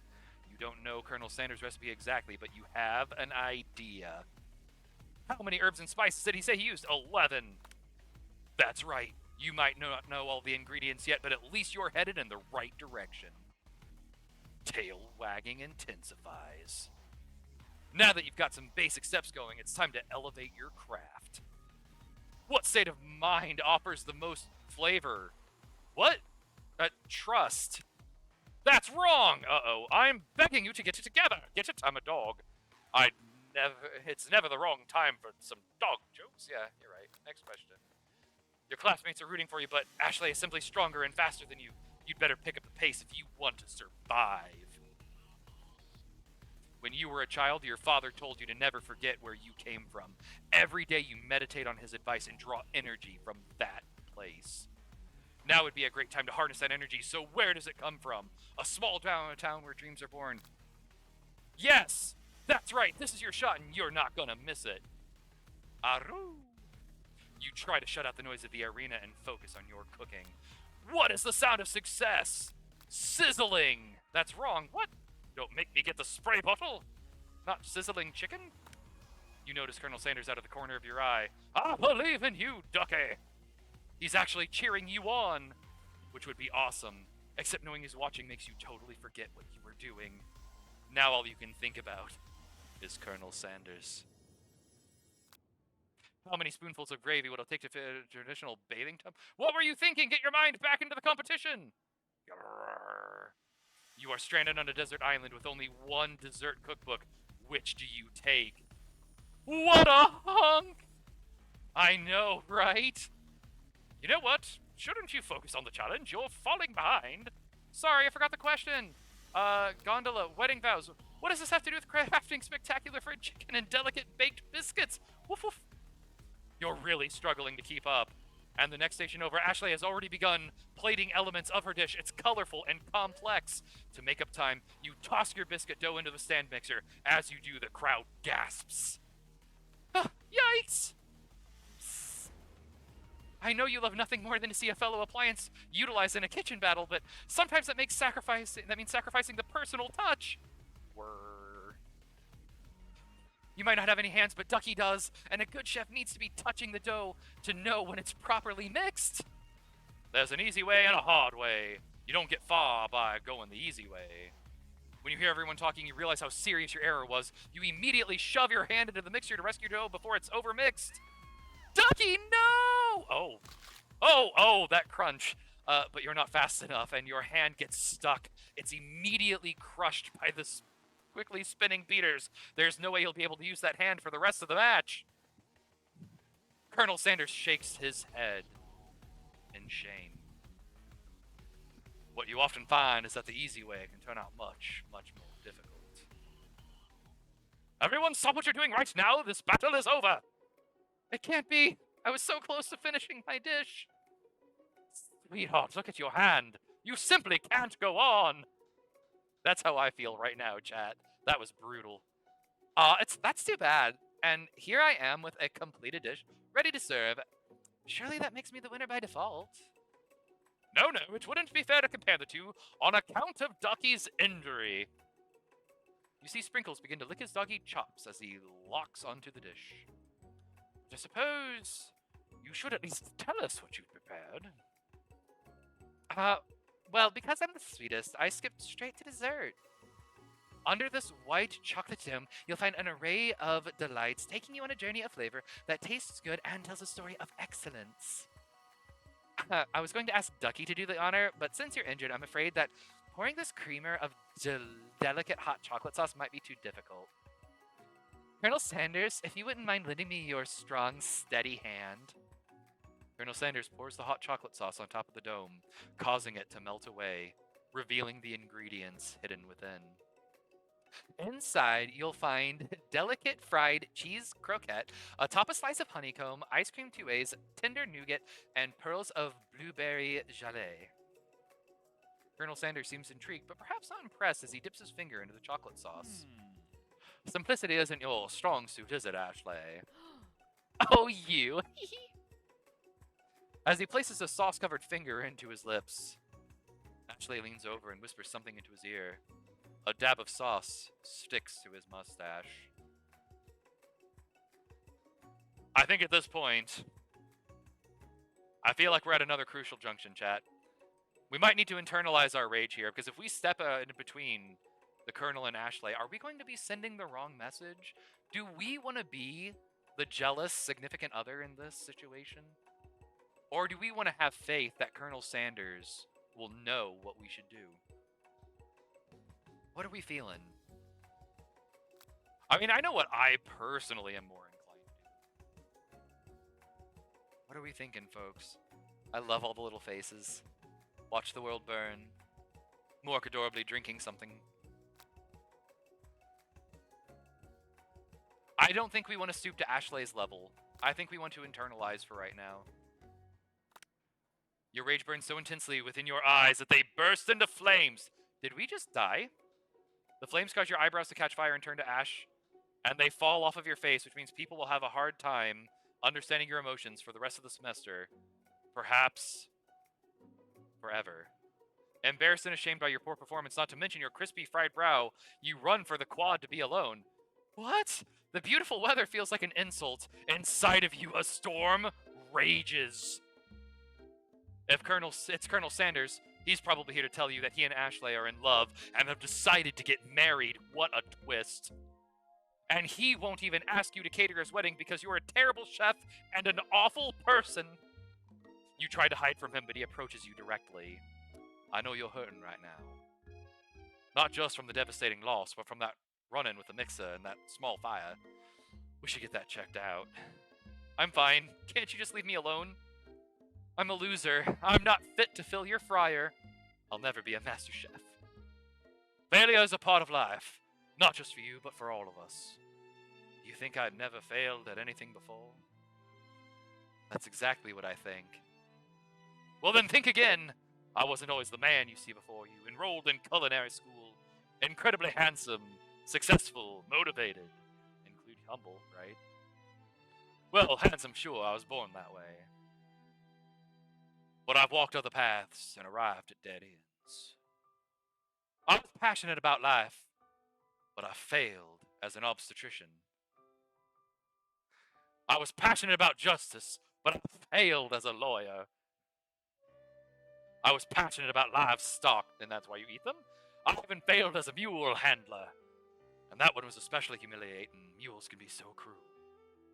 You know, I think our friend is going to understand about the cruelty of being a mule. I lost my business partner to a gunfight. What? I didn't know! How humiliating. Haha, the winter gray. I like you. People see my delicate ribbon tie and my well-kept beard and assume that I've got it all together. Which is true now, but hasn't always been. Sounds like this guy could really use a hug. I resolved that when I was going to amount to something, no amount of hours or labor or money would deter me from giving the best I had to give. As Colonel Sanders changes focus, you can see something ignite inside of him. A burning passion. One has to remember that every failure can be a stepping stone to something better. My new dream is pure. It's honest. It's something that a humble man in a crisp white suit can be proud of. I will create a new chain of chicken restaurants that will bring joy to the entire world and make up for my past misdeeds. Yay. Just as your moment grows intimate, you're interrupted by a threatening, shadowy presence. Papa? Battle scarred from the night before, you prepared for the worst. It's the Spork Monster! Borgo? It is I know that I said I wouldn't be back after the whole bite to the death thing, but maybe you don't really want to see me anymore, but I just wanted to say that I was wrong to attack you. Oh, it wants to be friends! And I apologize. I know what it's like having to always look over your shoulder. Okay, I can't do that voice for super long. But look, it's crying! I'm glad we spared it. We can be friends with it now. That's absolutely wonderful. Monster problems, am I right? Mork, if you're still here, I think we found something real special. Aw, thanks, Borko.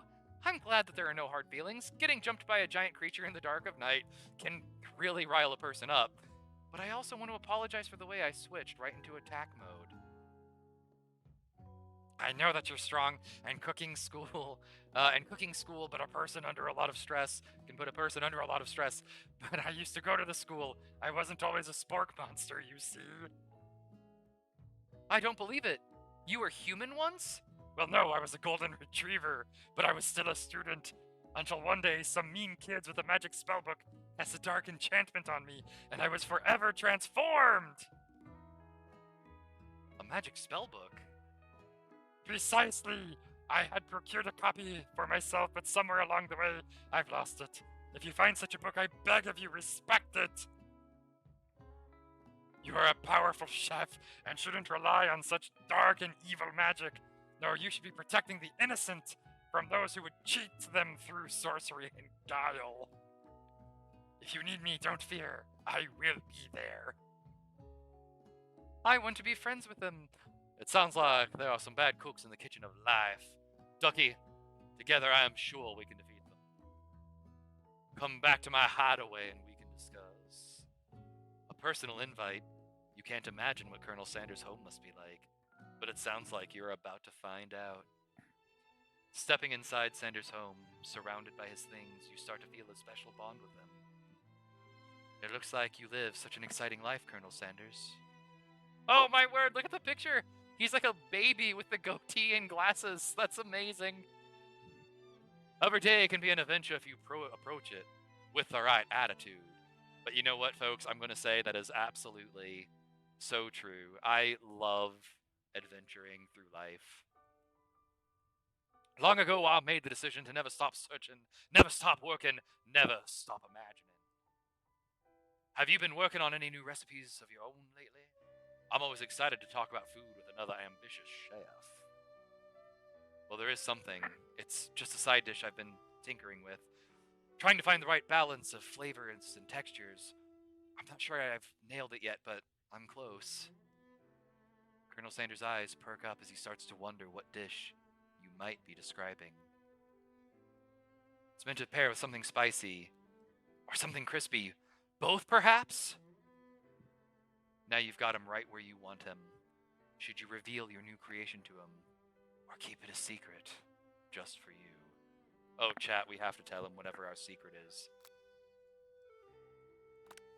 You decide that you're as ready as you'll ever be to share your original cooking with Colonel Sanders. Before you can talk yourself out of it, you decide to dive in headfirst. You reach into your lunch bag for a special dish that you've been keeping on ice all day. I present to you my original coleslaw. The shredded cabbage dish glistens in the light of Colonel Sanders' Lux Hideaway. Magnificent! Together you chow down on the creamy slaw until just a spoonful remains in the bowl. Do you mind if I hold on to the last bite? I'd like to have it around so that I can admire its taste later and think back on this moment. Yeah, Shaden, I'm getting worried that he's just using us for our food. You could offer to make him more, but he seems like a very sentimental kind of guy. Sure, why not? Please make yourself comfortable. I'll be back in just a moment. You realize that now would be the perfect time to do some snooping. Around the room are various items that you can look closer at. Each item seems to radiate memories and emotions. Tap on an item to discover more about the Colonel. An adorable little baby boy crawls across the floor. From the goatee and mustache combo he sports, you figure that this must be Colonel Sanders himself. That, or maybe it's the drumstick that he seems to be waving like a rattle. Who frames a baby picture of them, just themselves? Now I see why he joined the military so early. Hey, he was clearly ready at a young age. Perhaps the same type of person who would make their own face the logo of the company they founded, am I right? Haha, a meta humor! Tap on an item to discover more about the Colonel. Alright, what's this picture over here? This must be where he keeps the secret recipe. You think for a moment. What number is important to Colonel Sanders? Then it dawns on you. As soon as you turn the dial to 11, 11, 11, the safe opens. Inside it, you find a single note. Can chicken be prepared sashimi style? No. No. No. That man needs help, and I can't help myself around him. This photo appears to be Colonel Sanders, except he's an old man visiting the pyramids of Egypt? Maybe this is where he discovered one of his secret herbs and spices. Oh, that door opened mysteriously. A scented candle. You pick it up and try to identify the smell. Power tool? Freshly starched collar? Piece of wood floating in a lake? Summer of '69? No, it's one of the secret recipe ingredients. It's... You notice a very realistic stuffed chicken sitting on a corner table. When you pick it up, you realize it isn't just realistic. It's real. It's probably just grease. Oh, burning grease. Taxidermy must have been important to Colonel Sanders when it was alive. Was it the first chicken he ate? A little note clipped to the chicken foots read, "The true state bird of the great state of Kentucky." Wow. A lock of silver hair is woven through the teeth of the comb. Upon further inspection, you realize that the hair therein isn't just silvery in color. It's actually made of spun silver. You take a closer look at the large urn sitting on a nearby pedestal. There's a plaque on it. It's dusty, but when you wipe it off, you can read the inscription. It says, "Here lie the ashes of all my past careers and business failures." Poor guy. You know, there's almost something profound to me, though, about the fact that this man was willing to move past that and to move on towards greatness. Because we all do really hit roadblocks periodically, don't we? Interesting. One of the framed photos shows an old man who looks a bit like Colonel Sanders standing with a friend. They hold fried chicken drumsticks and appear to be cheersing them. You look closely and see there's a short inscription. Hello, you rang.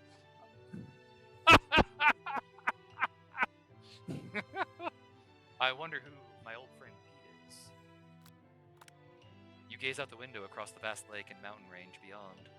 Just then, the ghost of Student pops up. Are you thinking about heading out into the wood on a quest to avenge my death? Wait, what? I never even learned your name. Why would I avenge you? I could just tell you my name. Right now, it's... Can't you see I'm in the middle of something? You open the window a crack, and Ghost of Student is swept out with a breeze.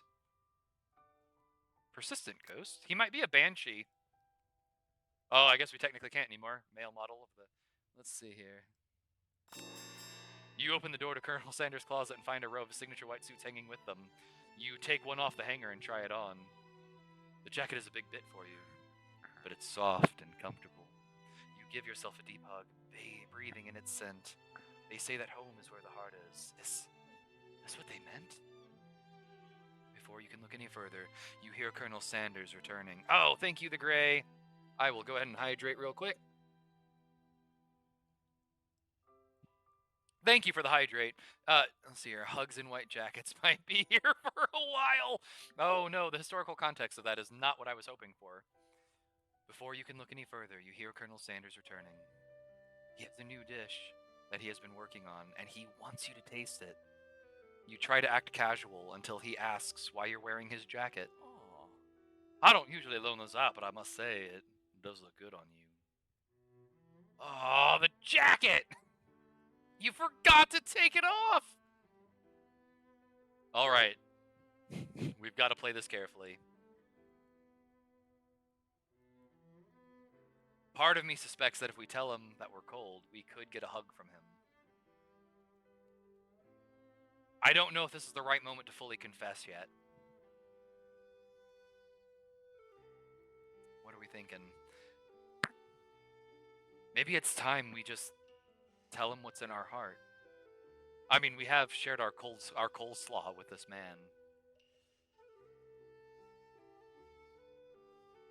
No big move, just fess up. You're right. It's time to take action. You confess. I think I've developed feelings for you. I might be developing feelings for you too. But I'm concerned. I can't let anything get in the way of my dreams. Overwhelmed, you take off the jacket and run for the door. But the thought of leaving Colonel in the midst of such an emotional breakthrough gives you pause. You stop yourself. He's developing feelings for our recipes? Oh no, not our coleslaw! Colonel? Yes, Ducky. I honestly think this may be the beginning of something wonderful. I think you're right. We should take things slow. You talk late into the night and drift off into a slumber. Dream sequence! And this is getting ready to head into the final day of the game. We are getting close to done. Best dream sequence ever. Oh, look, it's the ghost. I thought you were going to fess up to snooping. We fessed up to our full emotions. You awake to a beautiful morning in Colonel Sanders' hideaway. Did you make the right decision on how to respond to Colonel Sanders? Only time will truly tell. Oh, I love all the little cooking emotes, Winter Grey. Today is a day that could change the rest of your life. They're fantastic. I love all the cooking emotes so much. I genuinely love cooking so much. It is one of my favorite hobbies that not a lot of people actually know I have.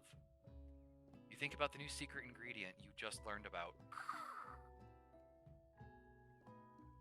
Shaden, you knew that. Oh, they're all hype train emotes. Okay, that's really, really cool. In some jurisdictions, isn't even legal. But if the recipe is a secret, how will they know? Your thoughts are interrupted when Colonel Sanders emerges into the room. He's holding a gorgeously plated breakfast, and your mouth waters at the sight of it. That is worrisome, MSG. But MSG makes everything better. Just ask Uncle Roger. Here's a simple breakfast I just whipped up. It's meticulous. You taste Colonel Sanders' food, and it takes you on a journey. When you return, he's waiting to ask you an important question. So, would you say that we're the perfect match? How presumptuous. My cuisine and your taste buds, that is. Such confidence. Such grace. Could he be the world's greatest gift to cookery? There's no way he eats fried chicken with that physique.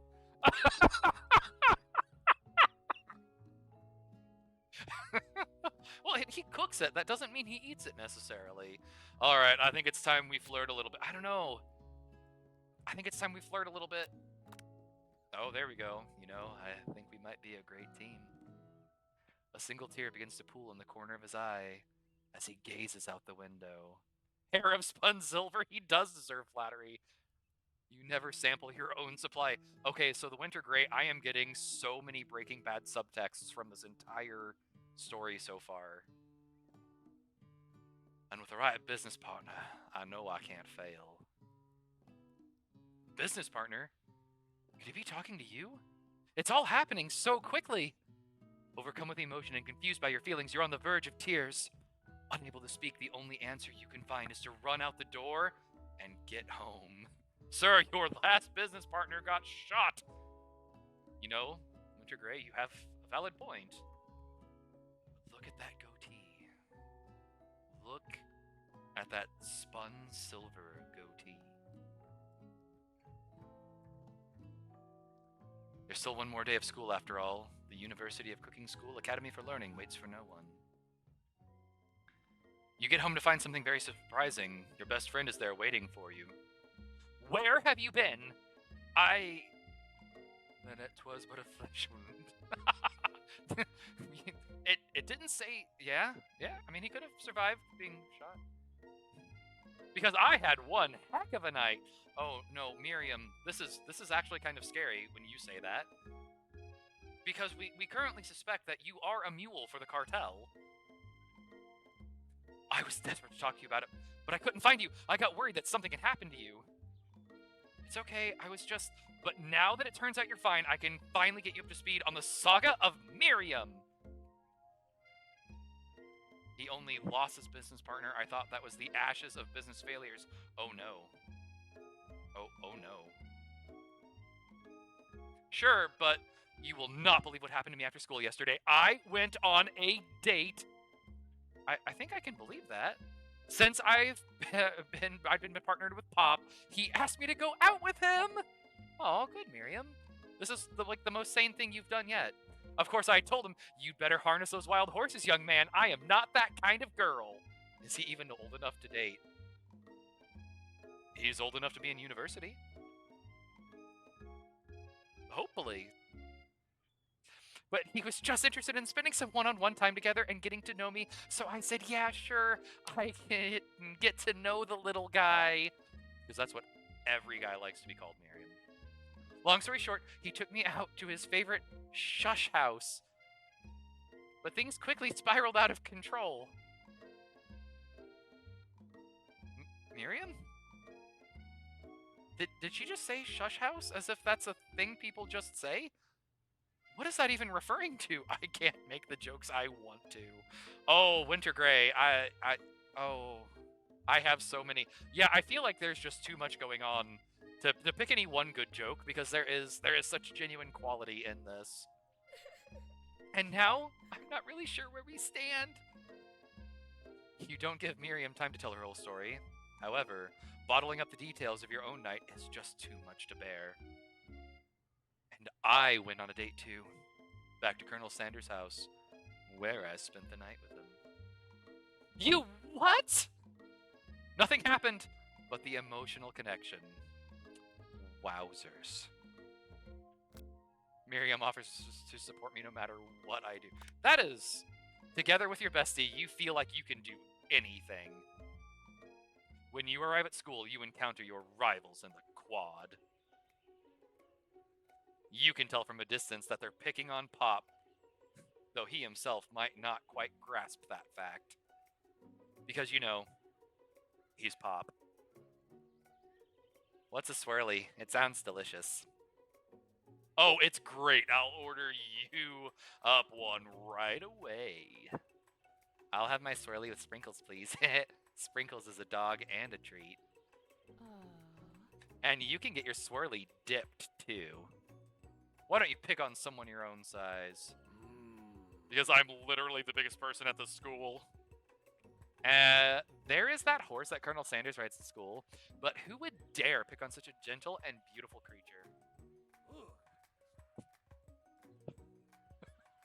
You've got some nerve, Ducky, suggesting I pick a fight on a defenseless horse? Now you're twisting my words, and I won't have it. You clench your fist, but the injury from yesterday's mixer accident makes you wince in pain. Doesn't look like you can go on cooking like that. Might as well just give up. I'll never give up. Ever. Colonel Sanders arrives just as it appears. Things are close to boiling over. A naturally intuitive person, he senses that something has been going on. Is everyone excited for the final day of school? Ducky, how's that hand feeling? I'm sure you'll be back in fighting form by this afternoon. Aren't you concerned about my hands, Colonel? Yesterday, I almost broke a nail winning so hard. Boy, jeez. Technically, I don't believe a winner was decided, but your presentation was quite impressive. What is he doing complimenting her?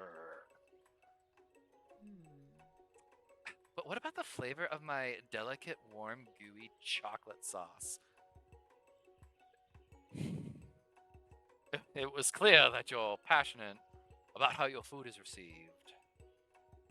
That's a lot of words to say. It was bland. Excuse me, Ducky, I am more than capable enough to speak for myself. This cold shower, now! Absolutely went great. Maybe you could tell me more of your thoughts as we walk into class, Colonel? I'm always interested in discussing the fine art of fine foods. See you inside, Ducky. Annoyed by Colonel Sanders' inability to see Ashley for who she really is, you walk across the quad to get some distance. In an attempt to distract yourself from how slighted you feel by that interaction with Ashley, you take out the spell book you recovered yesterday and start flipping through the pages. Oh, cool, turning to dark magic. Whoa, that's the book? It looks like bad news. It's just something I found laying around. It would appear to be some sort of grimoire, but I don't really believe in that magic stuff. We literally fought a magic spork monster, just throwing that out there. A grimoire? Like a book of spells? I don't know. Who would spend so much time decorating a book if it wasn't really powerful? She's going to tell the tall, sketchy guy about it now. Oh no! She's going to tell the guy who gives her the spices. He's going to use that grimoire for more evil. I can think of one surefire way to find out. You open to a page covered with arcane warnings, cast only in case of extreme emergency, it says around the edges of the page. I could use the spell here that says it will erase anyone I choose from all of my memories.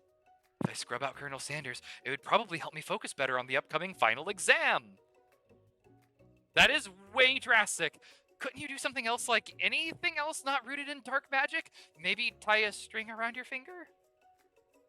Okay, fine. It is that drastic. But desperate times call for desperate measures. You've got a memory erasing spell sitting right in front of you, and a pretty good excuse to try it out. Now listen, folks. I know sometimes in life we experience pain. That pain really helps define who we are at the end of the day, after we learn to overcome it.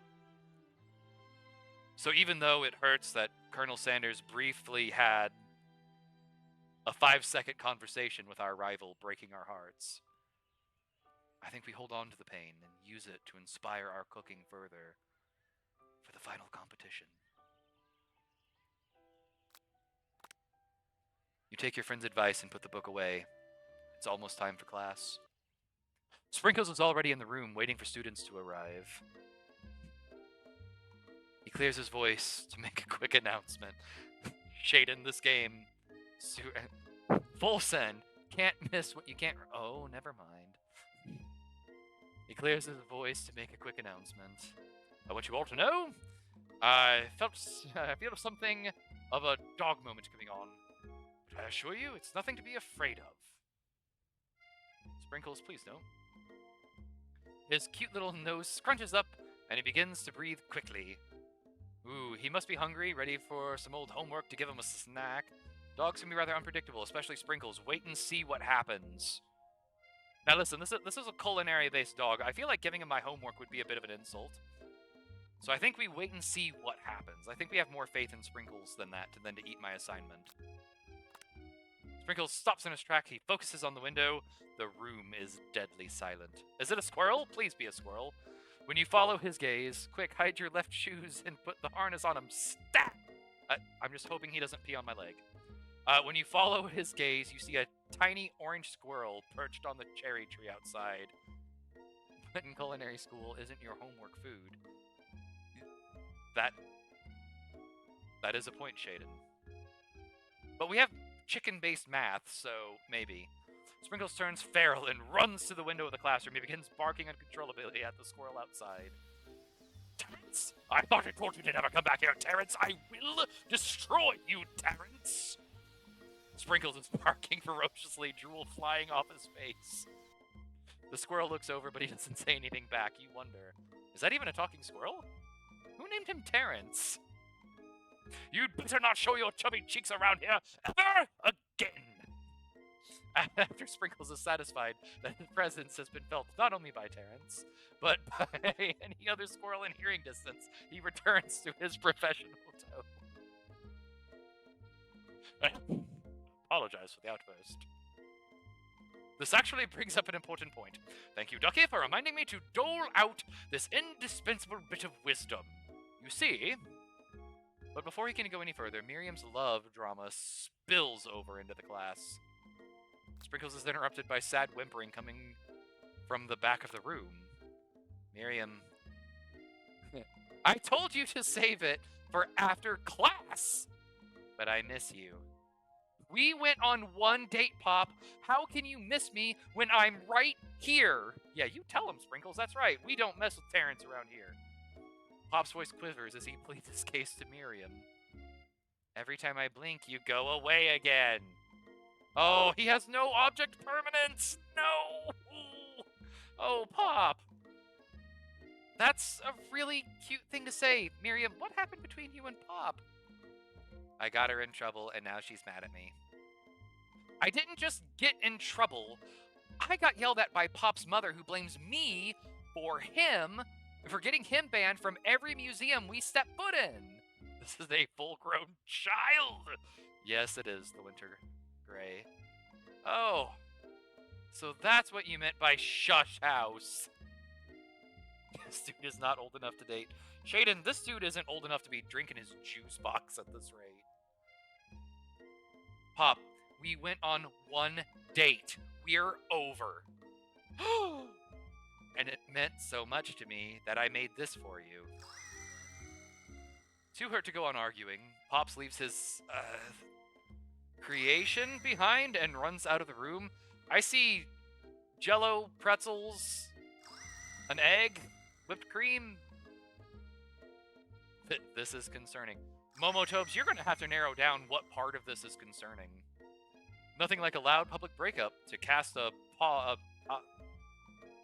egg. Yeah, there is an egg in the Jell-O. That is distressing. A pall over the final day of school. Well, that was unfortunate. But we mustn't be distracted from what lies ahead. The final competition, showdown, challenge, exam, trademark. I'm still working on the title, but I think you get it. Test time approaches. See you all in the arena. But before you can think about your upcoming competition, there's a very beautiful soul nearby in need of a pep talk. University relationships can be volatile. Shaden, we started dating while you were in university. Miriam, are you okay? Okay, I'm so bad I could smash a tiny mug, spilling several droplets of hot cocoa all over the floor. Aw, Shaden. How could he embarrass me in class like that? In front of everyone? That is so specific. Oh, yeah, so Winter Grey, at the very beginning of the game, it establishes that her cooking specialty is making teeny tiny little food. Her tiny cocoa is a delicious treasure.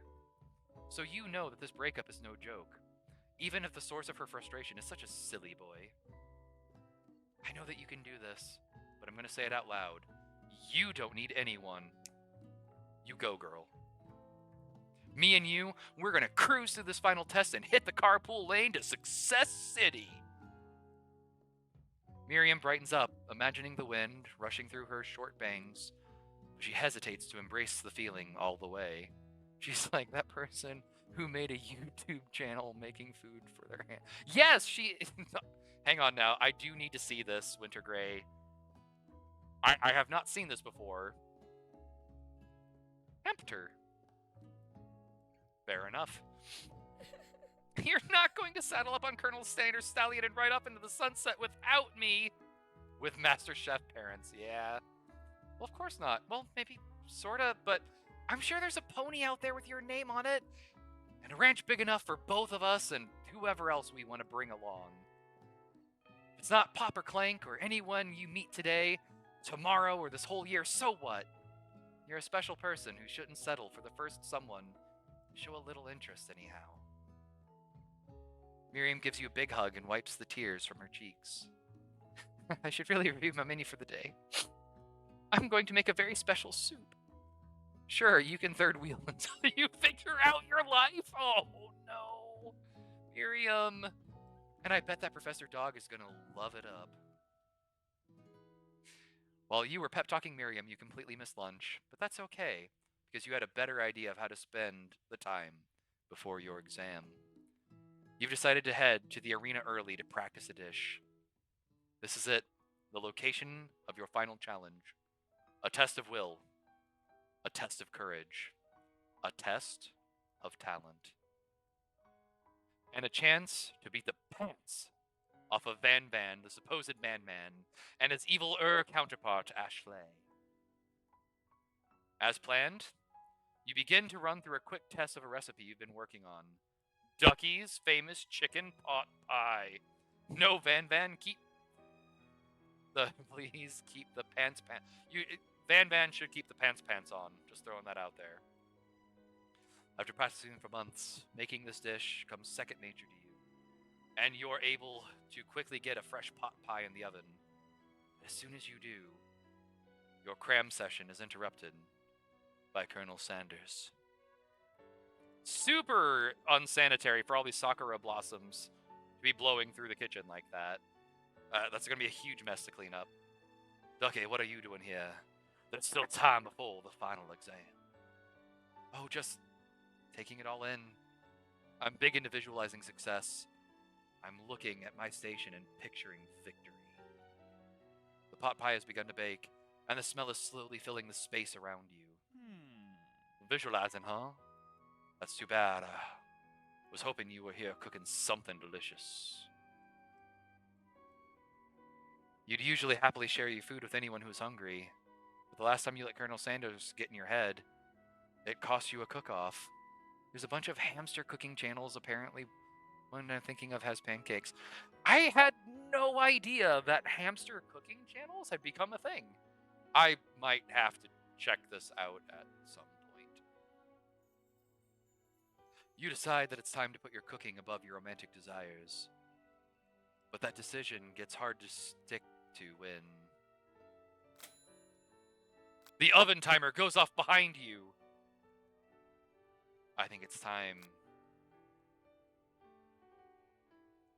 Ooh, do we want to fess up about the practice dish, or do we want to ignore it? This is one of our last decisions. This is almost the end. And from what I understand, there's multiple endings to this game. I'm hoping we picked a good path. Don't burn the practice dish! Oh, okay. You got me. I was doing a little bit more than visualizing. I know. My nose can smell a pot pie from 400 yards. That's an oddly specific distance, but you'd expect nothing less from such an oddly specific man. You knew it was a pot pie just from the smell? Not just a pot pie, but a chicken pot pie with an all butter crust. And my nose is telling me something else. Vanilla Ham Ham? That is a fantastic channel name. Oh no, is it burning? Ah, no. I can smell that it was made with a heapin' helping of TLC. Shaden, that sounds right up your alley. But it'll probably stop burning any second if you don't pull it out. Moment of truth. Wow. It's the best pot pie I've ever tasted. I've always loved country cooking, and I could eat this all day. There's no time left. The final showdown is about to begin. Sprinkles lays down the ground rules. There are no rules, that is, except to cook with everything you've got. You step up for the cook-off of a lifetime. I hope you're all feeling the energy. You decide that mac and cheese plus the pot pie you've been practicing are just the dishes that'll push you over the edge to victory. Meanwhile, both Van Van and Ashley are prepping wildly elaborate dishes per their usual over-the-top selves. Miriam has her giant magnifying glass and several sets of tweezers. She's definitely prepared to go big, going small. Colonel Sanders seems to be harnessing his 11 herbs and spices, but he's trying to find a way to improve on something perfect. His original recipe, registered fried chicken. The intensity in the room starts at a full 10 out of 10 with a frenzy of action. Everyone is calling out cool, special cooking moves as they prepare their food. Wow, this is getting serious. Colonel Sanders batters his chicken as it levitates through the air. Egg wash! Miriam furiously injects ingredients into an itty-bitty pot of broth. Best friend baster blaster! Van Van flexes his pectorals as he chops open a sea urchin. Let's rock and roid!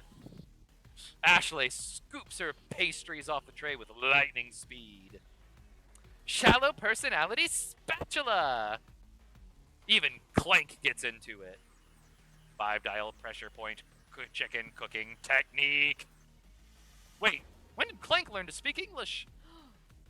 It's the singularity, as was foretold.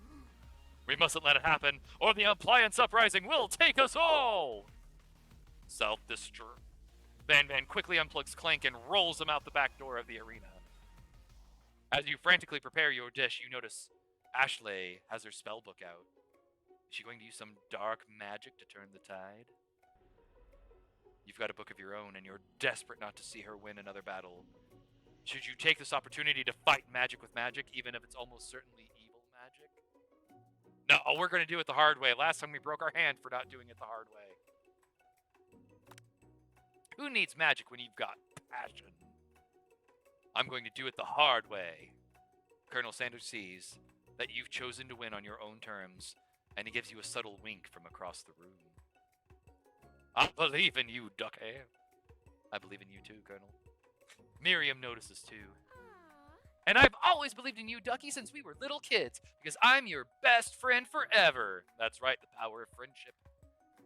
You turn to notice that Miriam is at your station cheering you on. Miriam, what about your dish? If you're cheering, who's cooking? Tiny food, short cook time. It's actually already done, so I thought I'd help you. Oh, that's sweet, but Miriam tosses a handful of spices directly into your boiling noodles. It's the secret ingredient. No, Miriam, you can't put drugs in the food. However, she doesn't know that you've lied and the ingredient was made up. Oh no. She used Eye of Newt in our dish. Where in the world did she get Eye of Newt from? The boiling pot explodes, sending Miriam flying backwards. The watery noodles begin to swirl in the air, bubbling up into a dark clouds that thickens and congeal before your very eyes. It is I, Steve the Spork Monster! Steve? What happened to Borko? You're not here to battle me, are you? We spork monsters are many. I think Borko had the day off, but you have conjured Steve and I hate to battle. So I'd say you're doing pretty alright. Oh hey, you're in the middle of a cooking competition. I love this stuff. It's better than TV. You crazy kids and your culinary skills really impress me. Mind if I hang out? Well, we would love to have you along.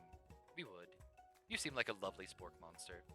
I'm sorry, Steve, but I'm kind of in the middle of something. Do you mind? Can't handle this. Winter Grey, I had no idea what level of insanity I was getting into when I started this. I had a vague concept based off of wooing anime Colonel Sanders, but I was not expecting quite this. But you know what? I'm kind of enjoying the ride. Steve the Spork Monster notices that you've got the grimoire stashed beneath your cooking station. I see what you're up to. Chris crushed some magical items and accidentally summoned me, huh? Yeah, you guessed it, sort of. If you're here, would you mind tossing some fresh noodles into a pot of salted water? I'd love to! I've always wanted to be a top chef, actually. You know, when I was just a little spork pup back in the old country. You can feel the Spork Monster winding up to tell a very long and involved story. You don't know exactly where they come from, but it seems like it was probably lonely there. Actually, you know what? Maybe you should watch from the stands. I really need to focus on this competition. I understand. It's kind of like that time in monster school that I had fallen asleep during scare tactics class, and when I woke up... Helpful Steve Spork and Mork. I love Helpful Steve Spork. Spork Steve? Steve Spork, yes. Shut up, Steve. Oh, I don't know. Steve seems kind of lonely. I would like to give Steve a hug and then ask him to go sit in the stands. You toss a serious stare at Steve, and he takes the hint. Oh. Never mind, I'll tell you later. Good luck. Having suffered this huge setback, you don't know how you could ever win. So we can either give up and drop out of culinary school. He can have a hug when the adrenaline is down. Yeah! Leave him. Oh no. We're going to summon extra power from deep within ourselves. I can do this. I have what it takes. I came here to win. Your hair turns mac and cheese orange as culinary energy flows through your body. My heart is pure, my hands are steady. My knees are weak, my palms are sweaty. Wait a minute. My taste buds have been preparing their entire lives for... Yes, Ducky, you are the chosen one. You will avenge me. The power you've been summoning immediately fades back out. You interrupted my inspiring monologue. Mom Spaghetti. Ah, thank you, Mort. Sorry. My heart is pure, my hands are steady. My taste buds have been preparing their entire lives for this moment. I will show the world my cookery. You begin to levitate off the ground. Energy courses through your body. You know that with this power, you can do anything. Ah, Winter Grey, perfect one right there. Except turn back time, which would be super useful because while you were powering up, your chicken pot pie overcooked in the oven and can't be served. But don't worry, dear Ducky. You may have suffered some setbacks, but all is not lost. Impressed with your fortitude, Colonel Sanders decided that you have earned his support. I've been watching you today, and I must say I am truly impressed. You've been thinking on your feet and rolling with the punches. He steps up to your station and stands right behind you. I'm here to help. And all you've managed to make is mac and cheese, and time is almost up, so you're going to need it. But Colonel Sanders, what about the test? What will happen to you? What about the rules? Following the rules is never really my thing. I follow my heart. What a guy. Colonel Sanders unfolds a delicate white towel to reveal the most delicious fried chicken tenders you've ever laid eyes on. And besides, some unexpected combinations have more surprising effects that surpass their individual efforts. Are you suggesting if we combine forces, we can form the perfect food union? Time's up, students! With time expired, it's the moment everyone has been waiting for. You must now prepare to present your dishes. A handful of students stand tall, but the class seems incomplete. It seems we're missing some students. Pop, clank. From off-screen, you hear a pure and innocent giggle that can only come from one student. I'm flying. It sounds like it's coming from the broom closet over there. I, I, I'm worried, chat. I am so genuinely worried. Miriam, would you mind? No, don't let Miriam go help. Miriam's the mule. Pops is already flying, folks. Inside of the closet, you see Pop, hanging on a broom closet by the elastic of his underpants. Pop, get down from there right now. Let me guess, did Van Van have something to do with this? When someone asks for a wedgie, who am I to refuse? I thought a wedgie was a salad. It looks like Pop is eliminated from the challenge, seeing how he didn't cook anything. Oh, Pop, I can't feel my legs. May I be excused? Sure. You kids and your pranks, I must say, this is not the worst prank in USCAL history, but it's not exactly yearbook material. Wait a second. Pranks? Pranks! Plank! Where did that pressure cooker roll off to? You wait to hear a signature word, beep, or other onomatopoeia, but there's none. Somehow he must have gotten unplugged, I guess. We'll have to figure that out later. That leaves only 4 remaining students. Please collect your final projects. Yes, it's been a long semester. Wow. 3 whole days long. But after days of hard work, the time has come for me to eat. Miriam, please step forward. Now, describe your dish. I've made tender udon noodles in savory soup. Folks, I am not going to lie, that dish looks incredible. Everything about it, absolutely would eat. My word, it is adorbs. It's so delicate. Is that a teeny tiny Narutomaki I spy afloat in his itsy bitsy bowl? Yes, chef! Please call me Sprinkles. Chef is my father's name. Yes, Sprinkles, and some green tea made from baby tea leaves that I picked myself. Sprinkles carefully sniffs around the dish before opening his mouth and letting just the tip of his pink dog tongue dip into the bowl. Sublime. Would anyone else like a taste? Oh, come on! I'm not one of those dogs who doesn't floss. I even have a really cute electric toothbrush for dogs. Fine, I'll just enjoy it all by myself. And in a flash, the entire meal has been devoured. Not that it took much. It was less than a thimble's worth of soup. A+! Rarely do I taste a dish with as much love poured into it as yours.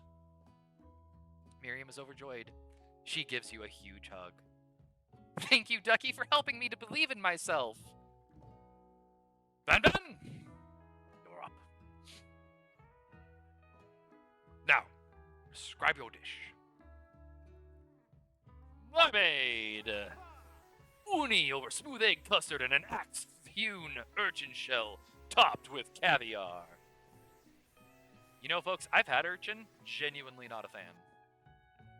Did you skewer one type of urchin with spines from a second different colored type of urchin? Yes, Sprinkles. A bit much, don't you think? It's a bit moreish, really. That's exactly why I did it. A bit much is kind of my brand, doesn't it look cool? Immediate loss. Same. Not a fan.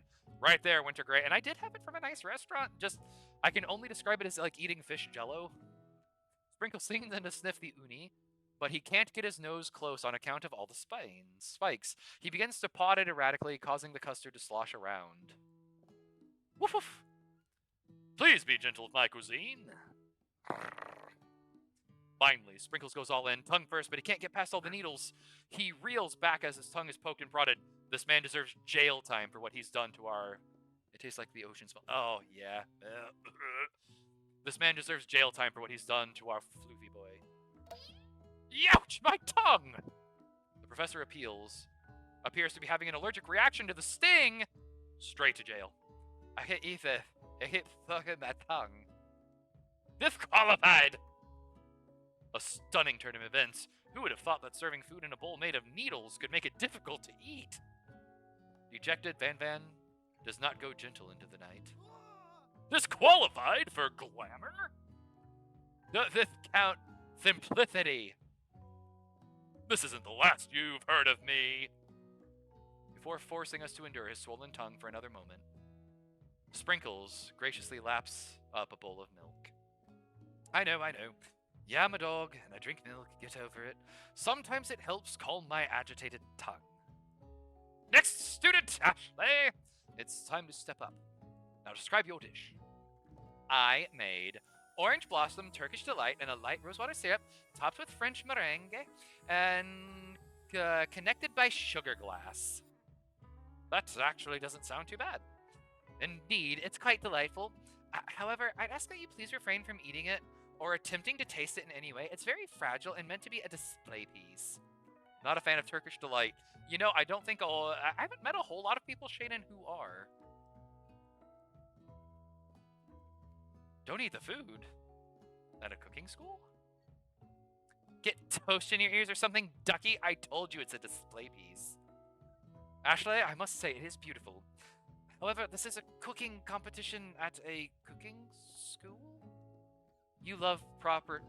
Mork, I would gladly take a recommendation on a proper Turkish delight. Yeah, which is why I cooked it and did an extremely good job cooking it too. I didn't realize that we were having an eating exam. If I wanted to be judged on eating, I'd go to the College of Eating School for the Hungry. I suppose you could smell it if you were absolutely insisted. If you absolutely insisted, but don't breathe too hard. You might disrupt the sugar spiral. If the food cannot be eaten, it cannot be judged. You are disqualified.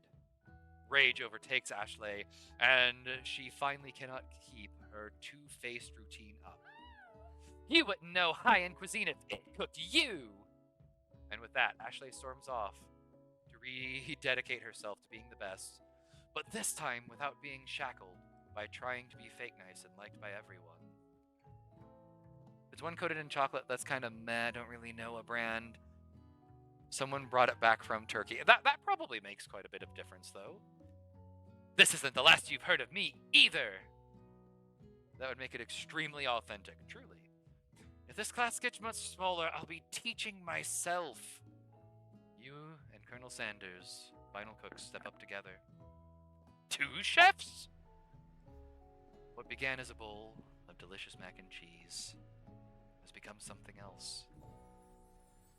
He examines it closely, sniffing and eyeing the bowl. Uh-oh. I don't have a good feeling about this. Listen, folks, I'll admit I love a good bowl of chicken and mac and cheese. From somewhere in the room, a literal drumroll plays. Just when I thought I've seen everything in this kitchen, just give me this thing.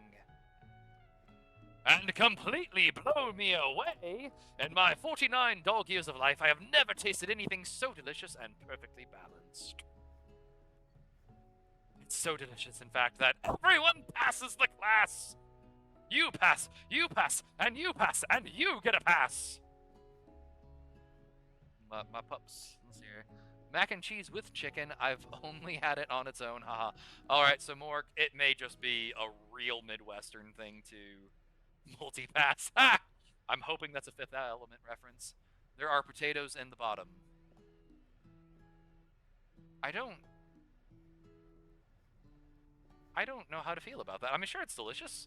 I mean, so I'm a Midwest guy. We definitely eat a lot of like things like mac and cheese and chicken. I've actually been to several restaurants where they did serve it around here. Everyone gathers around and partakes of the mac and cheese bowl. They all seem to transcend this reality into another dimension. You win. Together, you and Colonel Sanders have made a new menu item. The new menu item is so impressive that even Van Van and Ashley are drawn back in by its magnetic fragrance. When they gaze upon your mac and cheese bowl, they admit that you are indeed an excellent chef.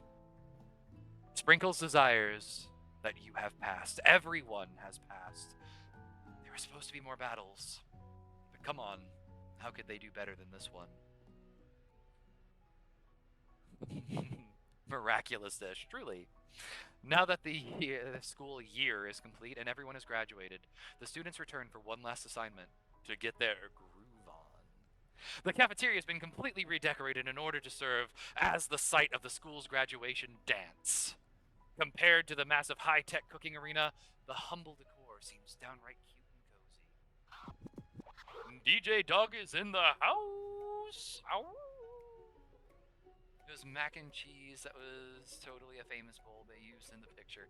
Yeah, very subtle advertising in this game. Very subtle. I don't know how we would have picked up on it. You knew that Sprinkles was a master chef, but also a world-renowned turntablist? Who says you can't teach an old dog new tricks?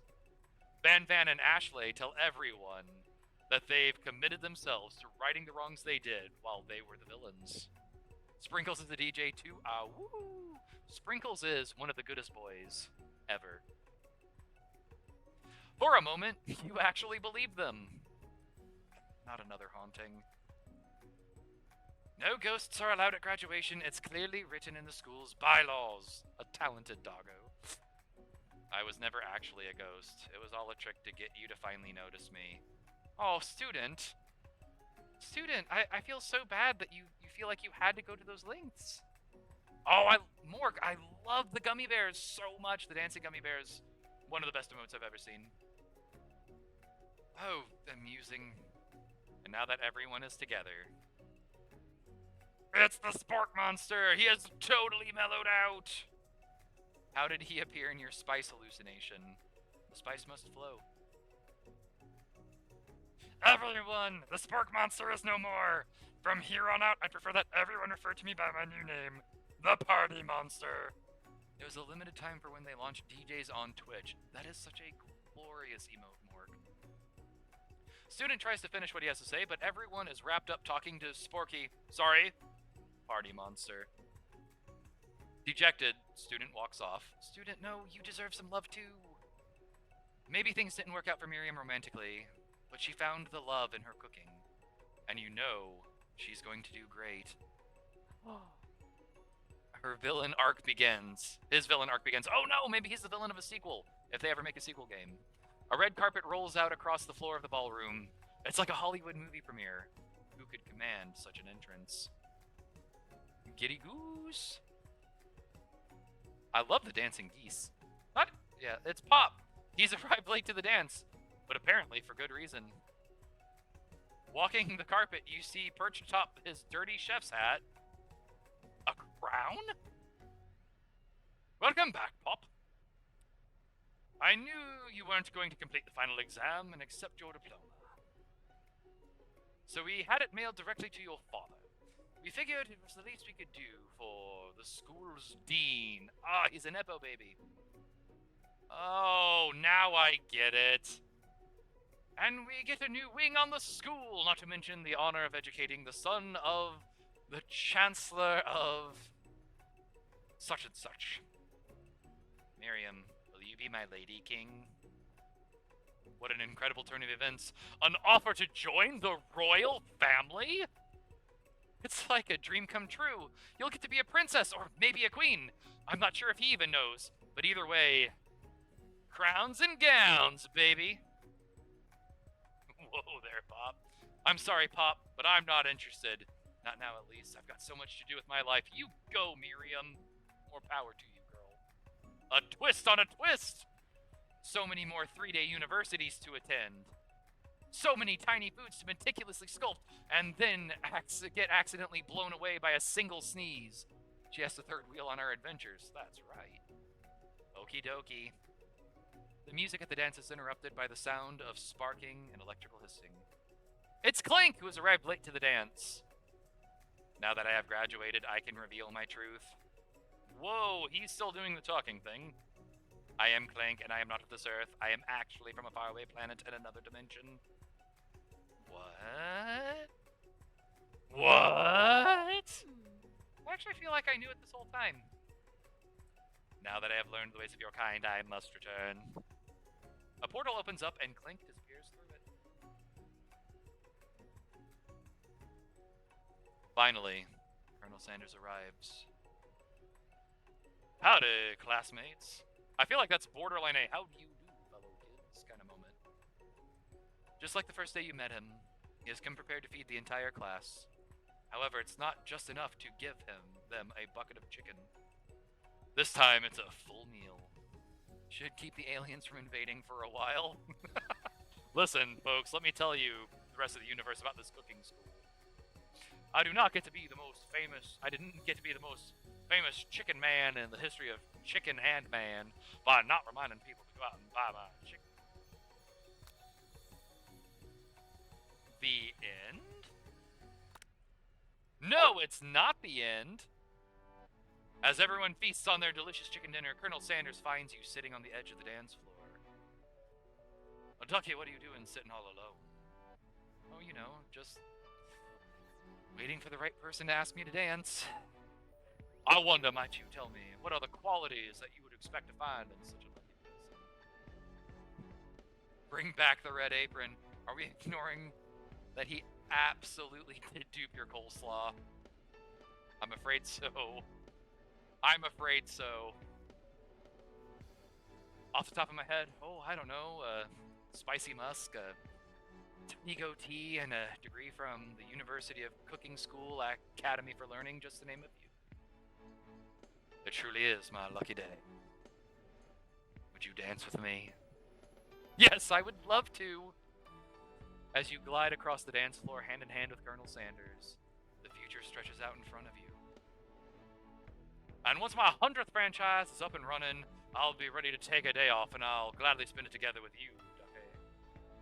How sweet. We'll work together and play together. Colonel Sanders stops dead in his tracks. Work together? Well, I think this is something I need to do by myself. But who will help you run your restaurants? I don't believe I need help. Besides, based on your time at the school, do you think running restaurants is the best path forward? Could it be? You found a love connection but failed to earn Colonel Sanders' respect as a chef. Can you live with only half of him? Will you be able to endure sharing him with his other love? The life of an entrepreneur? I suppose I could enroll at pastry school. Oh, my dear Ducky, I'm sure you'll find your place eventually. And along the way, you'll have me by your side. The end? What?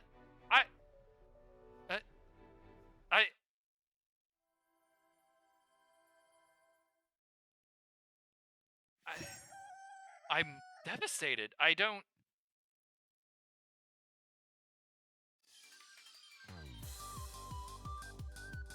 Chat, I'm crushed. Does he not think I'm good enough to help run KFCs with him?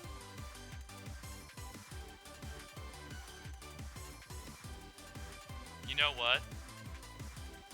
Yeah, it is a PSYOP production, by the way. This is the most anime exit ever. I'm 100% for it, though. I don't know about you all. I might be willing to watch this anime. All right, so that was I Love You, Colonel Sanders, a finger-licking good dating simulator. Thank you so much for those who chose to stick around. That was so genuinely kind of you. And once again, shout out to Don't Fight Ducks for being so kind in rating. It's so nice to see some faces that I really enjoy seeing around. Love is a battlefield. Chicken, yes. Let's see if anyone... Oh, I found who we can raid. All right, everyone. I'm going to go ahead and kick off for the night, but if you don't mind sticking around, I would love to raid Witch Doctor. Such a kind human being. Hopefully I'll see you all again soon. If you don't know me, once again, I'm Atomic Ducky. I stream solo games on Monday nights. I stream with my lovely wife, Shade and Shadow, on Friday nights. And we usually do some kind of survival game together. And on Mondays, I stream just kind of whatever. Lately, it's been Sid Meier's Pirates. Let me go ahead. I'm going to initiate a raid for Morg. Thank you so much, Winter Gray and Morg. Not Morven Morg. Morven Morg, you're in here with me. I'm going to start a raid on Witch Doctor. I mean, gotta rep the duck-themed people here, right? Let me get the raid going. We are going to go ahead and raid Witch Doctor. Let's start the raid. All right, everyone, thank you so much for being lovely and sticking around. Thank you so much, everyone. I really appreciate you. I hope every one of you has an absolutely spectacular night.